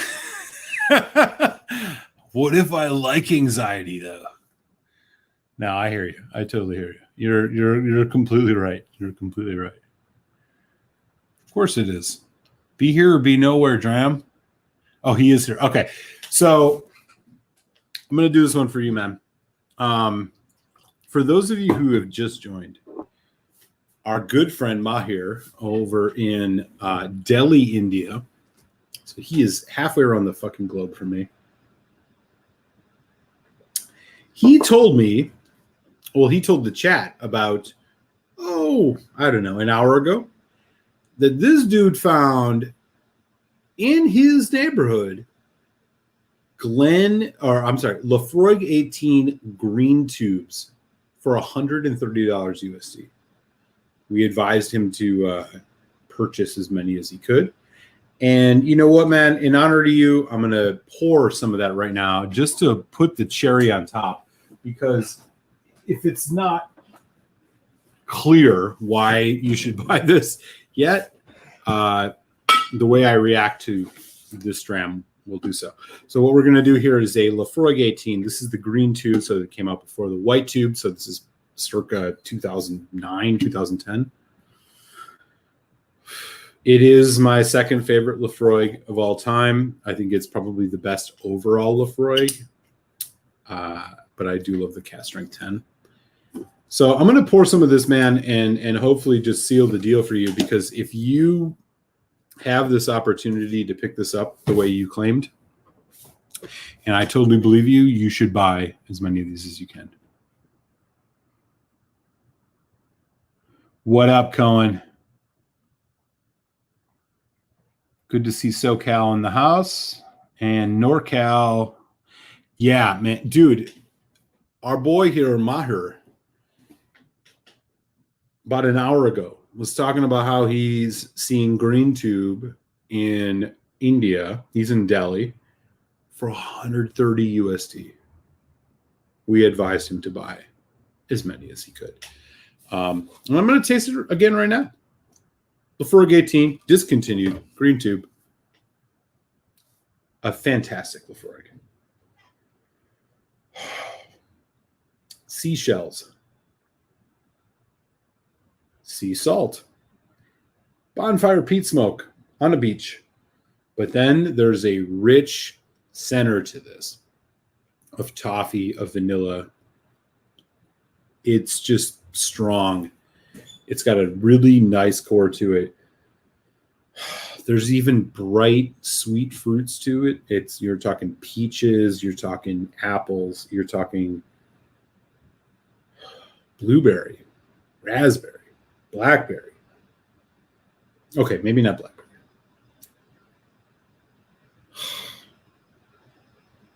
The nose is so good. It's simultaneously very intense in terms of like it smells like it's a heavy whiskey, but then it also has these bright fruits to it. And this is why I think this 18 was such the perfect spot for Laphroaig, because it combines that delicious peatiness with the subtle nuances. There's even hints of tropical fruit in there. Barbecue. Sweet, savory, spice. That's what you get. Let's do it. To you, Maher.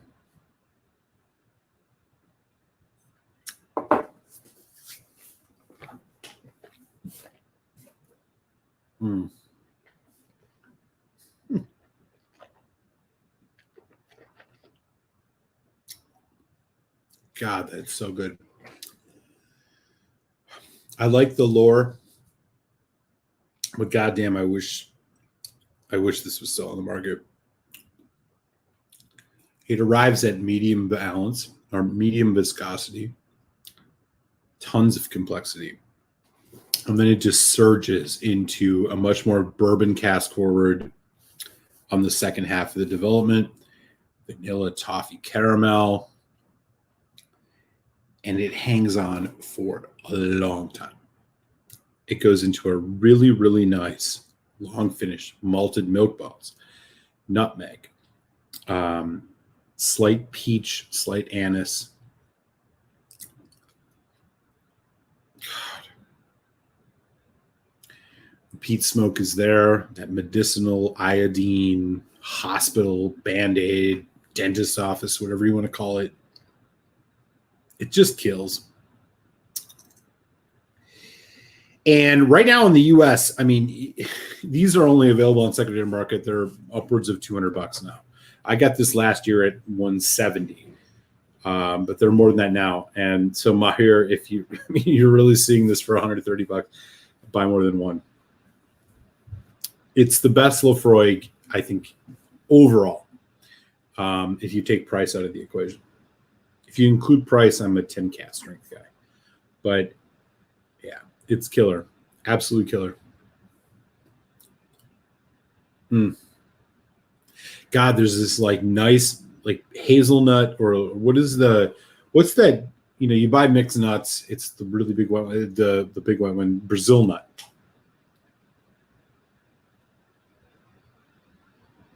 Pecan. So much happening in it. And it is bottled at a healthy, 48%? 48% 18-year-old, y'all. Oh, Laphroaig. How we miss what you used to do.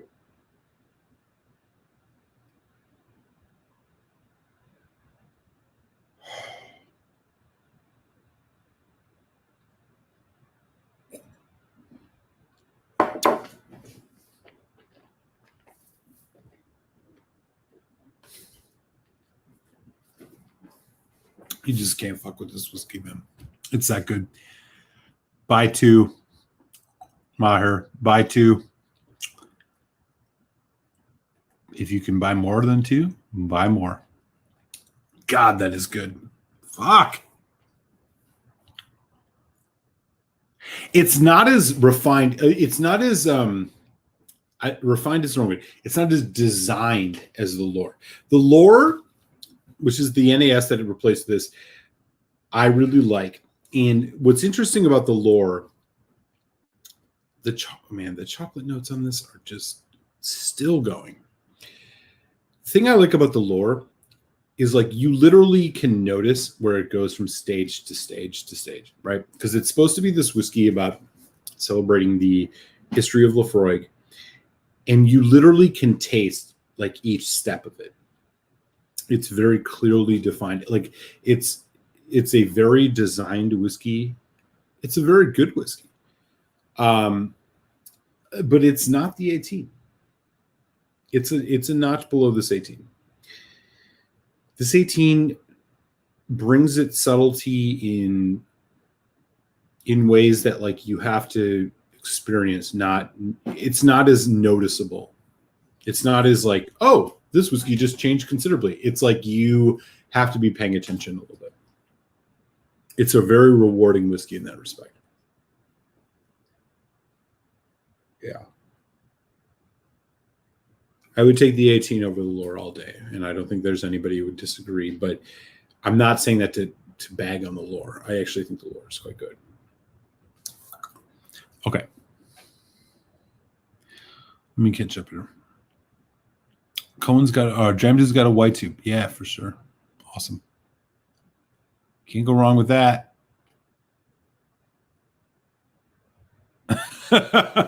Bourbon Bogans. Oh, yeah. I might have missed that. Hey, cheers. Cheers back to you, brother. Oh, nice pour. Very nice pour.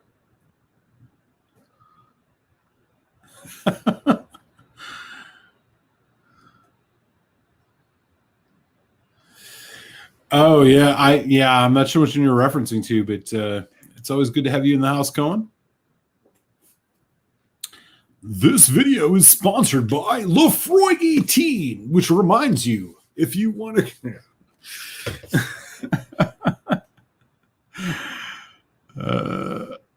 No, I found it overseas, though. I got a couple bottles coming my way. I'll probably be able to taste it next week on the live stream if all goes well. Cheers, James.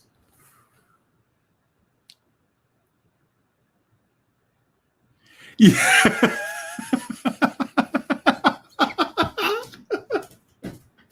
Andrew fucking Page, man. Ain't that the truth? I mean, you don't get the whole, like, you don't get to have the display box to show to all your friends how important it is. Yeah. That's why I love the Enoch 24. Like, this is a 24-year-old Enoch, just by point of comparison. Up there in that big wooden heavy box is a Laphroaig 18, or a Laphroaig 28, 25, and a 28. Meanwhile, here's Enoch's 24-year-old. They just changed the color of the tube. It's not white. It's blue. I respect that. Totally respect that. Like, they don't, they're not interested in showing off. And that, the quality is there and you know it. I'm always the problem with a lot of whiskey channels, especially bourbon channels, is that they are about the production over the whiskey. Eric is on with the whiskey first. Why is it? Are you talking about Eric meaning me? Oh, well, thank you. Yeah, if you are, thank you. Yeah, I don't know. I mean, I'm not going to hate on anybody's choice of style. I mean, there are ways to make your whiskey channel super popular and, all flash and whatever. People are going to do their thing. People will vote with their feet. We have what? How many people do we have subbed to the channel now? Let me take a look. 776. So, oh, I got that second thumbs down. Whoever gave me that, let me know. Love you. Yeah, I mean, we're getting close to 1,000. And as I was saying the other week, as we get closer to I'm not going to change the format of this channel. We're going to keep this exactly how it is.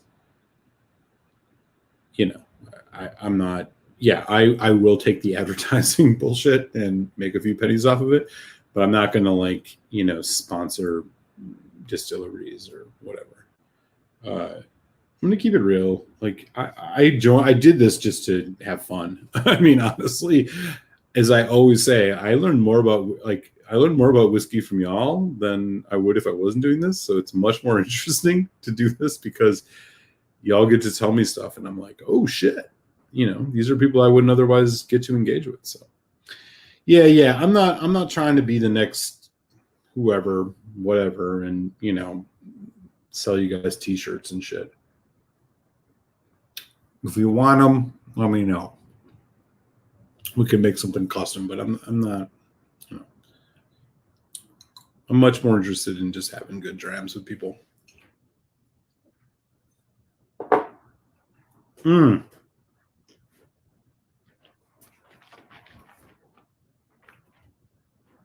So yeah, there is that. Can't trust the palates of most bourbon channels because that is all they drink. It may be a Foursquare rum because a Foursquare rum. I do like. I watch Fred's stuff. I don't. I don't really care about it, but yeah, I know what you're saying. I know exactly what you're saying. Yeah. Dude. Yes. If you go back a little ways in my channel, you will see a Laphroaig 16 review. I have had it. I don't see it very often anymore. I think I still have a bottle or two of it. I liked it. It's first fill bourbon. I mean, it was like part of this like Amazon. It was like some Amazon UK release or something like that. It's not. I don't think it's a great Laphroaig. I think I gave it maybe like a 3.5 or 3.25. I mean, it was solid. I wanted a little bit more out of it, especially when you if you've had the 18, you're like expecting more complexity or something like that. But yeah, it's not bad. Yeah. Totally, man. Totally. Yeah, I appreciate that, brother. Thank you. Cody, I knew I could count on your ass. Appreciate it. Not referencing any one channel of bourbon bogans because they're a legion. Actually, dude, should I do a Weller show? Should I just do a show, but I'll do the top 10 reasons you should buy Weller. I'm sure that would get a lot of clicks or something. Yeah. Well, hey, I've been doing a few giveaways too. My Patreon supporters can attest to that. Join on Patreon if you're interested. I've been handing out a few things here and there. I just, I'm not going to, give you brandy. I'm going to have one more dram because fuck it. But not of the Laphroaig 18. I got to save that. All right, so I'm in the peat world now. I'm peated up. Yeah, we're gonna do Lagavulin. This is the 2018 Jazz Fest.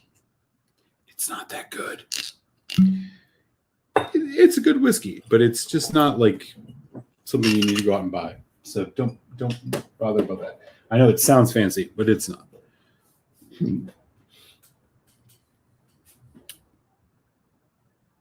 You should do surprise live streams more often. We get to interact more on other friends worldwide. Yeah, hey man, I appreciate that, Maher. You kick ass, brother. And it's been great getting to know you. Yeah, I mean, I'll try. It's honestly I do it when I can and when I'm feeling it. Like I don't. I wish I could do more. To be honest, I really do enjoy. The whole, as I was saying earlier, the whole point of this entire YouTube channel was just hang out with people and talk whiskey, because I learned so much about whiskey from you guys. Peter White, Cohen, fucking Daniel, like all of y'all, man. Like you've taught me so much about like thinking about amroots. Like none of this is trivial, man. And nothing in life is trivial. If there's one thing that I think is true, nothing is trivial. And I really do enjoy just hanging out, hearing your guys' comments, telling me like, hey man, check this out. Like, no, bro, you actually got that wrong. This is like this. Like that's what's fun about this. Like that's what's fun.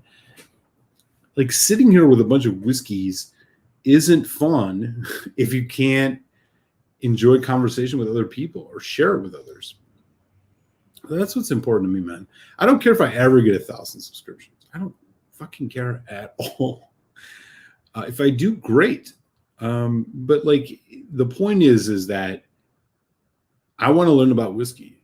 So I'm selfish in that, right? I'm selfish. I want to learn about whiskey. I'm not here to like tell you I'm awesome. I'm here to like learn from you guys and hear your experiences and absorb what you have to say about like how you've experienced good single malts. And the reason it's important to me is because I've had some of the best moments of my life over good glasses of whiskey.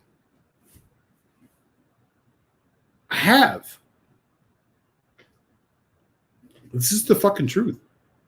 I've had some of the best moments of my life, like having a dram with somebody, sitting on a beach in California, sitting in a basement in Milwaukee, sitting overseas at a bar in Romania, talking about life, talking about the world. Like that's what's important to me. I don't give a shit about like any of this other stuff. Like I just don't, man. And I promise y'all, like I'm not going to change it. Whatever happens. If the channel gets big, if it doesn't, I don't care. Like I would love to hit 1,000 subs, of course, can't help it. But like what matters to me is like the fact that every Tuesday I can like call out your name and be like, what's up, Cohen in SoCal? What's up, Maher in India? Like, that's more interesting to me, man. Like, I'm just trying to like connect with y'all and like talk about whiskey, dude. I don't give a shit about any of this other stuff. So like, whatever, you may see me make some changes here and there, like, trying to make the channel this or that. But like, I'm not going to become one of these people that's like hustling for your fucking stuff. You want to fucking chip in money and support my channel. You know what the Patreon is. If you don't, fine, don't. I don't care. Let's just hang out. That's what it is. And that's what's going to stay, man. Like, that is what it's going to stay. I don't care if I have 10,000 subscribers tomorrow. Like, I don't care. And I'm not hating on anybody that does things otherwise. That's their prerogative, I'm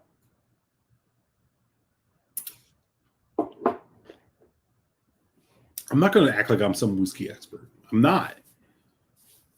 As I always say, and it's the first principle of when I thought about doing this channel, it's the first thing I thought about. It was that everybody has something I can learn. Every one of you. I learned something from every one of you, and like, that's the point. And I hope you all like learn a little bit from me too. But I'm not going to try to act like I'm some fucking expert. That's why I include cost in my scores. Cause like, I go to the store, cost matters to me, man. You can agree, you can disagree, whatever. But like, oh man, I'm not trying to act like I'm some fucking expert, or that you should listen to me. I'm just telling you what I think. If you respect that, you respect that. You respect it a lot, fucking chip in a few bucks. You get me a better camera, which you guys got me last year, and all that. But like, I ain't gonna bullshit you. And I never will. I'll give you my word on that shit. All right, enough soapboxing.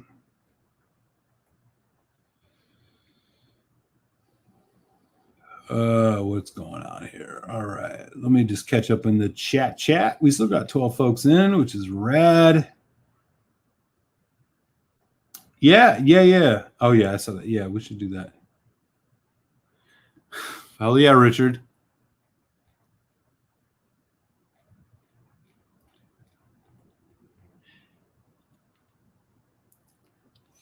Yeah, totally. Yeah. Right. Like, I don't need the fucking box, man. I throw all that shit away anyways. I know there's some people who keep their tubes. Like, I get it. I do keep my Laphroaig tubes because I have so many. But like the rest of them, I just throw away. Like, I gives a fuck about I don't need a big ass box.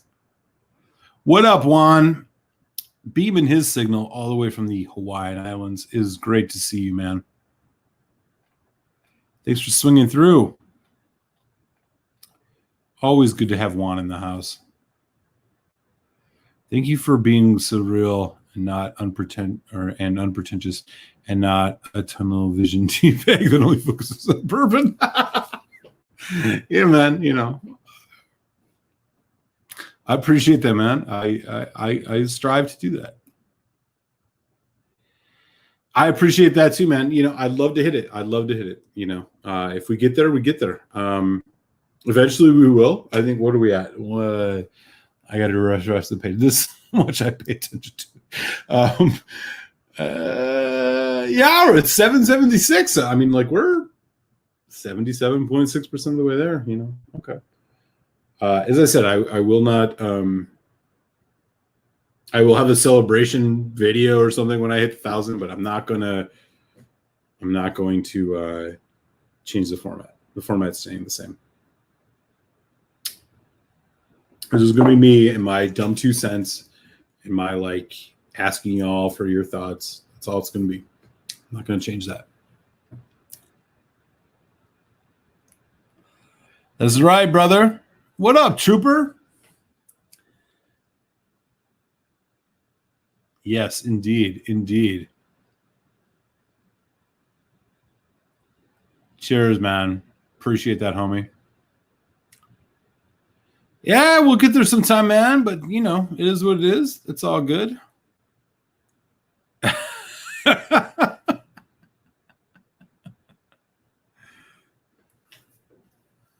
It won't become the Musa and Maria show and try to be. No, it won't be.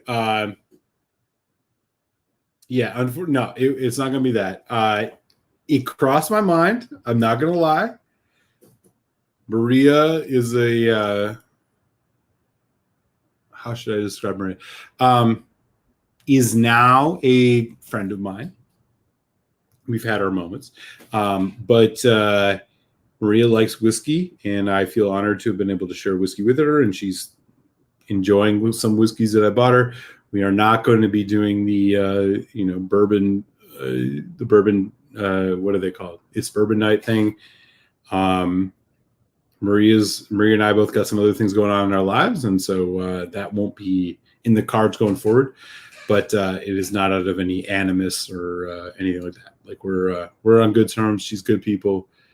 I had a lot of fun. We had a great time doing that show, and yeah, she's rad. Maybe periodically, maybe Maria will stop in for a little Malta Maria show here and there in the future. We'll see. But yeah, no, we're not moving to a format where that's going to be the thing. So, cheers to you, Juan. Appreciate it, man, and thanks for your continuing support on the old Patreon, man. I appreciate that, and I hope you enjoyed that sample I sent you. What up, Ben? Good to see you. Sure did YouTube. Yeah.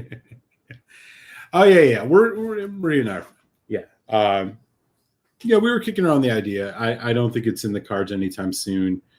Maybe we'll do a Malt Maria show again here and there. So it'll be something that pops up periodically, but it's not going to be a normal thing. She's in LA and I'm in Philly and I'm going to be in Chicago. So we'll see what the future holds. I had a lot of fun doing that show with her, though, and since then we've she's been sipping on some Glendronach 15 Revival. She's got a Angel's Envy, the port cask, and she's been enjoying those. So, yeah, it'll be good. Hey, cheers, buddy. What up, Top Shelf Dustin? Thanks for stopping in, man. Feel free to hit the thumbs down when you're here, because somebody had hit one before, so I'm trying to encourage the thumbs downs tonight. As we've been going for 2.5 hours. It's been funny, man. How you doing, Dustin? Hope you're well, man. Dustin is another great channel. If you guys haven't yet, I know somebody was talking earlier about the Laphroaig Fest I did with Mike. Mike is now Top Shelf Whiskey, and Top Shelf Dustin here has been doing videos with Mike, doing reviews. So do check out Top Shelf Whiskey.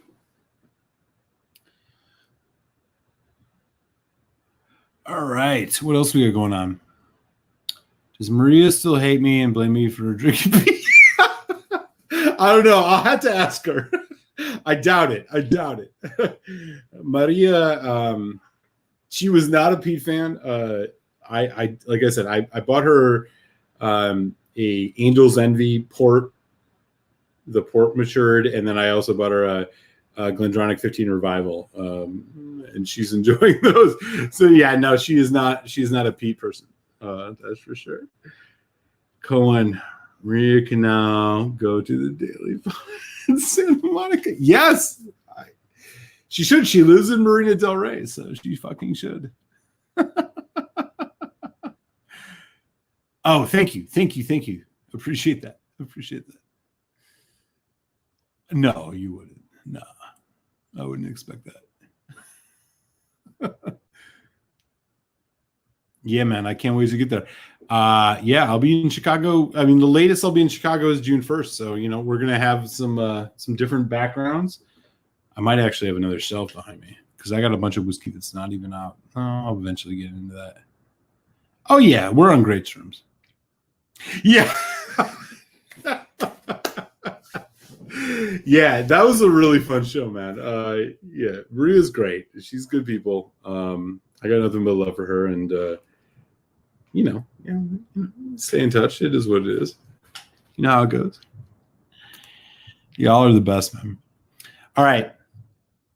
It is 10:45 here on the East Coast, which means I'll be honest, I got to pull it together. One last check of the Dogecoin. We're at 12.6, which is a little bit annoying considering we were over 13 for a while. But we've rallied. It's going to be a long, bumpy ride for us Dogecoin folks, but I'm feeling confident. All right, y'all. New whiskey review will drop on Friday. Hint, hint. It is the Elijah Craig Barrel Proof Batch A121. I'm looking forward to sharing my thoughts with that on y'all. If you're on Patreon, you have already got the link for that. So you've probably already seen it. And with that, I am going to wrap things up for the night, man. Thanks for everybody for hanging out for this little impromptu. Let's hope Dogecoin goes back over 1,300 tonight still. I'm going to have another dram of this fucking Cavalan because it's crackish. It's all I can say. It's that good. Everybody stay safe, be well. Hope everybody's good. And again, review will drop Friday, and I will see you guys live next Tuesday for happy hour. You'll look for that link soon, man. Everybody stay safe, be well.